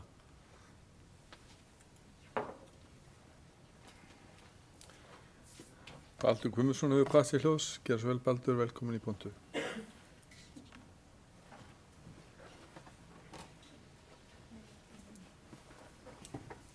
Fyrirgefðu, elskulegur forseti. Bæði það að ég lofa að koma ekki aftur og að ég hafi blótað. Þetta bara rann út mér og það á aðventu, sko. Þetta já, ég blíðast mín. Já, helganótt, þetta. En ég verð samt að segja að eins og Guðbrandur skilur við þetta, þá ég svo langt frá boðskap frelsarans. Ég vil ekki eins og færa börnunum brauðið. Róa sig í dramatíkinni hérna. Ég hef alla tíð, þó ég sé sjálfstæðismaður, þá hef ég borgað alveg haug í skatta. Ég sé ekkert eftir því að fara í alls konar velferðarmál. Og þannig að ég bara verð að svara þessu, sko. Það alveg líka sjónarmið að fleiri taki þátt í því að borga skatta. Og við höfum stundum átt í vandræði með það hér, bara vegna atvinnuleysis. Það bara svona ytri aðstæður skapa það. Og það annað sem að kristallast í þessu. Það af því að það að meiri hlutin hefur áhyggjur af við séum ekki að fylgja svona eftir. Að það þegar að fyrir að ganga betur. Þá fara menn ofta að skilja leiðir í hvernig menn vilja leysa hlutinar. Þegar að kreppir að og þá kannski menn tilbúinir að bara leggjast á eitt. En ég sagði það líka áðan, við stend við það. Það alveg svona 90% af þessu sem að ég bara hæst ánægði með í þessi fjárhagsáætlun. En ég verð að geta haft þetta svigrúm að segja mína skoðun og fylgin eftir án þess að verða skammaður með einhverju háreysti hérna. Takk fyrir.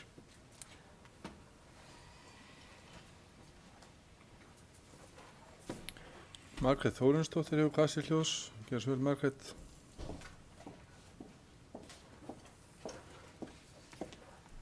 Virðulegi forseti og aðri viðstaddir, já, ég tek undir orð Baldurs. Það óbáslega margt sem búið að gerast hérna og margir góðir hlutir.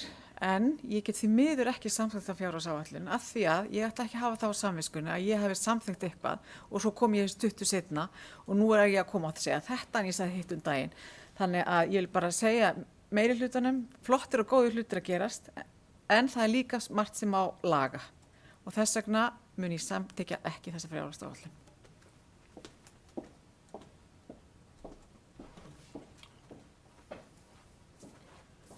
Orðið laust fjárhagsáætlun Reykjanesbæjar.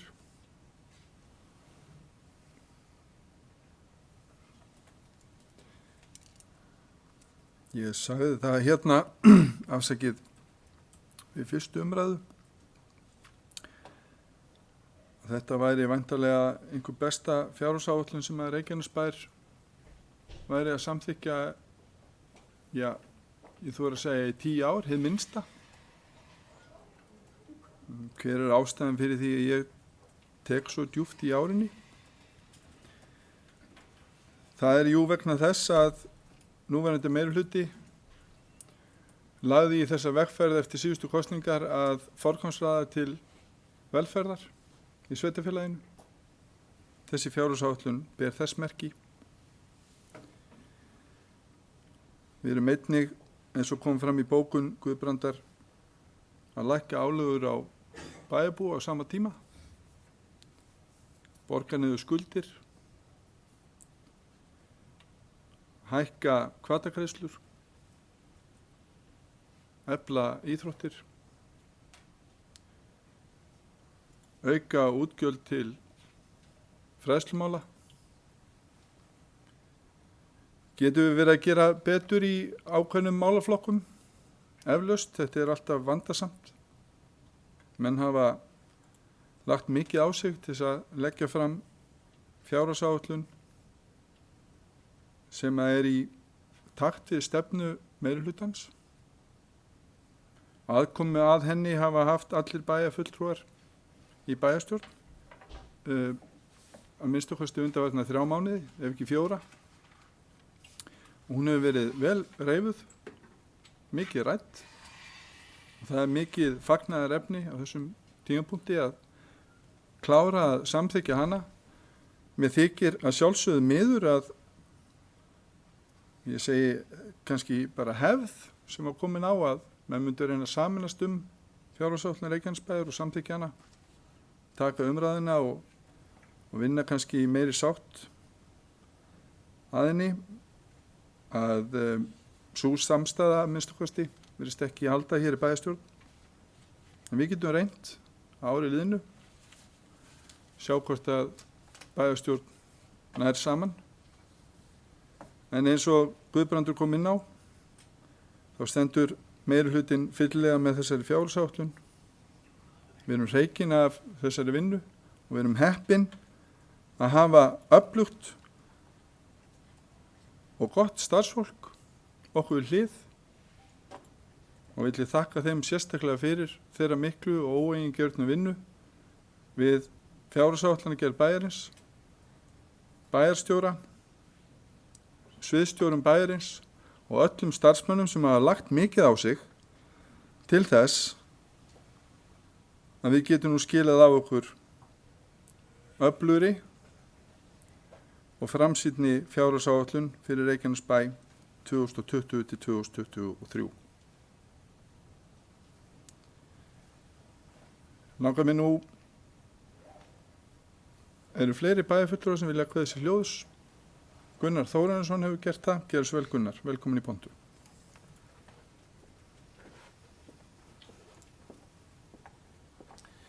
Virðulegi forseti, ágætu bæjarfulltrúar og gestir. Ég get alveg tekið undir það að það hefur gengið alveg ágætlega að reka þetta bæjarfélag undanfarin ár, og auðvitað hefur það ráðist af því að það hefur verið mikið aðhald í rekstri og við höfum líka verið heppin. Orkusjóðurinn óvænt skilaði miklu meira heldur en menn gerðu almennt ráð fyrir. Hefði reyndar átt að færast á 2018, en skiptir ekki máli. Að vísu á ég eftir að gera athugasemdir við það vantarlega, einhvern tíma fljótlega. En það eru hvorki meira en minna heldur en einhver 25% af tekjunum, heildar tekjunum innkomunni, og það er ekki lítið.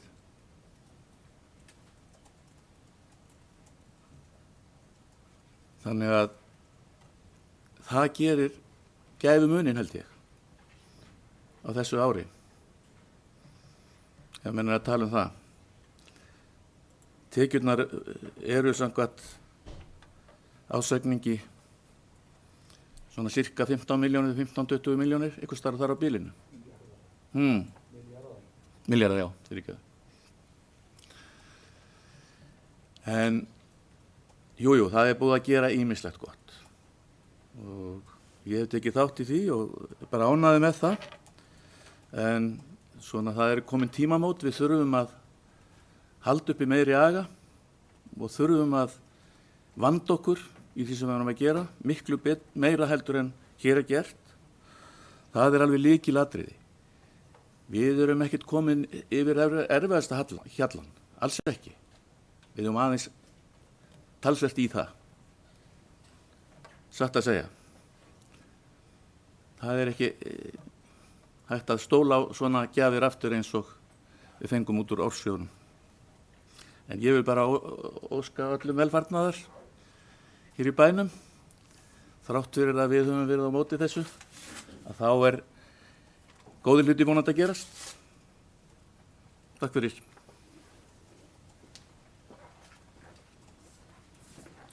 Eru fleiri bæjarfulltrúar sem vilja kveða sér hljóðs? Guðbrandur Einarsson hefur kvatt sér hljóðs. Gjör svo vel, Guðbrandur.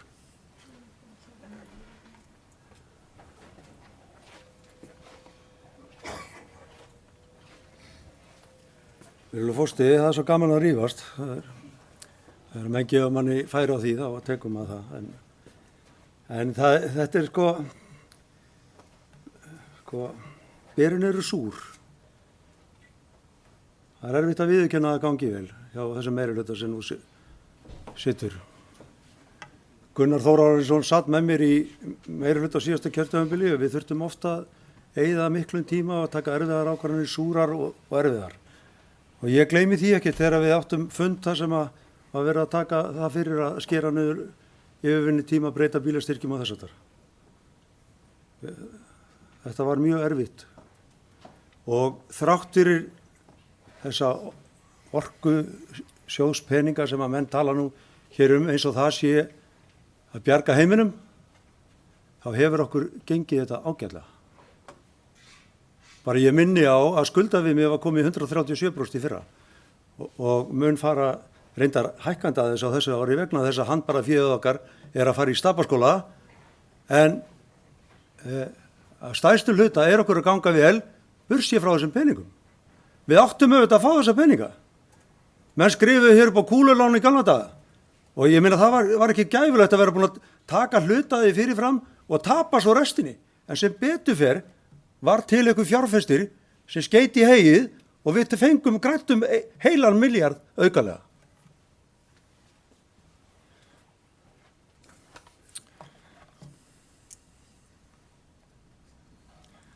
Þá er komið að því að bera þessa ágætu fjárhagsáætlun Reykjanesbæjar og sameiginlega Reykjanesstofnana 2020-2023 undir fundin til samþykktar. Þeir sem geta samþykkt fjárhagsáætlun Reykjanesbæjar vinsamlega skeiða merki. Þeir sem eru á móti. Hún er samþykkt með öllum greiddum atkvæðum meirihlutans 6 og minnihlutin er á móti. Lýkur þá okkar ágætu dagskrá hér í kvöld, kæru bæjarfulltrúar og gestir, og geri ég hlé á fundi til þess að ganga frá fundargerð.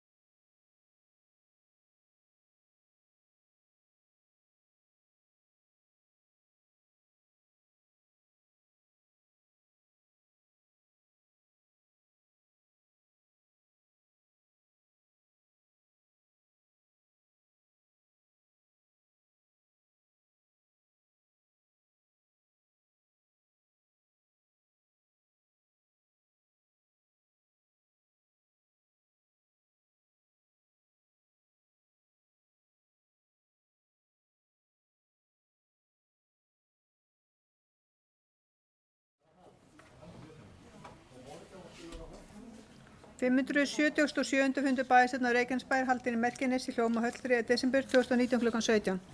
Og viðstaddir Anna Sigríður Jóhannesdóttir, Baldur Þ. Guðmundsson, Díana Hilmarsdóttir, Friðjón Einarsson, Guðbrandur Einarsson, Gunnar Þóransson, Jóhann Friðrik Friðriksson, Margrét Þóransdóttir, Styrmi Gauti Fjellsteð, Eydís Hense Pétursdóttir, Hanna Björg Konradsdóttir, Kjartan Már Kjartansson bæjarstjóri og í forseti var Jóhann Friðrik Friðriksson. Fyrsta mál á fundargerð bæjarráðs frá 21. og 28. nóvember. Forseti gaf orðulausum fundargerðirnar og til máls tók Díana Hilmarsdóttir. Til máls tók Margrét Þóransdóttir og lagði fram eftirfarandi bókun og með leyfi forseta þá mun ég ekki lesa bókunin en hún barst rafrænt. Til máls tók Anna Sigríður Jóhannesdóttir, Friðjón Einarsson, Baldur Þ. Guðmundsson, Margrét Þóransdóttir, Guðbrandur Einarsson, Gunnar Þóransson og Jóhann Friðrik Friðriksson. Forseti bar upp tillögu Margrétar Þóransdóttur og var hún felld með 6 atkvæðum Samfylkingar, Framsóknarflokks og beinna leiðar gegn 5 atkvæðum Sjálfstæðisflokks, Miðflokks og Frjálss afls. Til máls tók Friðjón Einarsson og lagði fram eftirfarandi bókun og með leyfi forseta mun ég ekki lesa bókunina en hún barst rafrænt. Og undir hana ég var rita Guðbrand Einarsson, Friðjón Einarsson, Eydís Hense Pétursdóttir, Styrmi G. Fjellsteð, Jóhann Friðrik Friðriksson og Díana Hilmarsdóttir. Fundargerðirnar samþykktar 10-0. Bæjarfulltrúi Miðflokks sat hjá. Annað mál fundargerðstjórnar Reykjaneshafnar frá 21. nóvember 2019 og forseti gaf orðulausn fundargerðina en hún var samþykkt án umræðu 11-0. Og fundargerð barnaverndarnefndar frá 25. nóvember var lögð fram. Fjórða mál fundargerð framtíðarnefndar 27. nóvember. Forseti gaf orðulaust fundargerðina og til máls tók Styrmi G. Fjellsteð. Til máls tók Margrét Þóransdóttir og lagði fram eftirfarandi bókun og með leyfi forseta mun ég ekki lesa bókunina en hún barst rafrænt. Og undir hana ritar Margrét Þóransdóttir Miðflokki. Til máls tóku Guðbrandur Einarsson, Friðjón Einarsson, Kjartan Már Kjartansson, Anna Sigríður Jóhannesdóttir og Baldur Þ. Guðmundsson og fundargerðin samþykkt 11-0. 15. mál endurskoðun jafnréttisáætlunar. Forseti gaf orðulaust jafnréttisáætlun Reykjanesbæjar 2019 til 2023. Til máls tók Kjartan Már Kjartansson fylgdi áætlun úr hlaði og jafnréttisáætlun var samþykkt 11-0. 7. mál atvinnu- og þróunarsvæði á Miðnesheiði. Forseti gaf orðulaust. Til máls tóku Friðjón Einarsson, Baldur Þ. Guðmundsson og Kjartan Már Kjartansson. Samningur atvinnu- og þróunarsvæði á Miðnesheiði var samþykktur 11-0. 7. mál reglur notendastýrða persónulega aðstoð NPA. Forseti gaf orðulaust og til máls tók Margrét Þóransdóttir og lagði fram eftirfarandi bókun og með leyfi forseta mun ég ekki lesa bókunina en hún barst rafrænt. En undir hana rita Margrét Þóransdóttir Miðflokki. Reglur notendastýrða persónulega aðstoð NPA var samþykkt 11-0. 8. mál fjárhagsáætlun Reykjanesbæjar og sameiginlega rekinna stofnana 2020 til 2023. Síðar umræða. Forseti gaf orðulaust og til máls tók Kjartan Már Kjartansson. Til máls tók Gunnar Þóransson og lagði fram eftirfarandi bókun bæjarfulltrúa Sjálfstæðisflokks, Miðflokks og Frjálss afls og með leyfi forseta mun ekki lesa þá bókunni hún barst rafrænt. En undir hana rita Gunnar Þóransson, Margrét Þóransdóttir, Hanna Björg Konradsdóttir, Baldur Guðmundsson og Anna Sigríður Jóhannesdóttir. Til máls tók Guðbrandur Einarsson og lagði fram eftirfarandi bókun meirihluta bæjarstjórnar, bæjarfulltrúa beinna leiða Framsóknarflokks og Samfylkingar og með leyfi forseta mun ég ekki lesa þá bókun heldur en hún barst rafrænt. Og undir hana rita Guðbrandur Einarsson, Díana Hilmarsdóttir, Jóhann Friðrik Friðriksson, Styrmi G. Fjellsteð, Eydís Hense Pétursdóttir og Friðjón Einarsson. Til máls tóku Baldur Þ. Guðmundsson, Guðbrandur Einarsson, Margrét Þóransdóttir, Jóhann Friðrik Friðriksson og Gunnar Þóransson. Fjárhagsáætlun Reykjanesbæjar og sameiginlegra rekinna stofnana samþykkt með 6 atkvæðum beinna leiðar Framsóknarflokks og Samfylkingar. Bæjarfulltrúar Miðflokks, Sjálfstæðisflokks og Frjálss afls greiddu atkvæði á móti.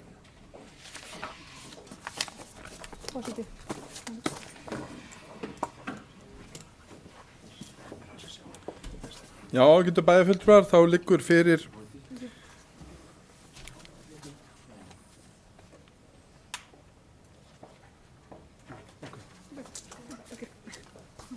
Takk fyrir, þá liggur 577. fundargerð bæjarstjórnar fyrir. Þeir sem geta samþykkt fundargerðina vinsamlegast gefið merki. Bið bæjarfulltrúum að taka eftir. Þeir bæjarfulltrúar sem geta samþykkt fundargerðina vinsamlegast gefið merki og hún samþykkt 11-0. Þá ljúkum við hér með fundi. Hafa það gott.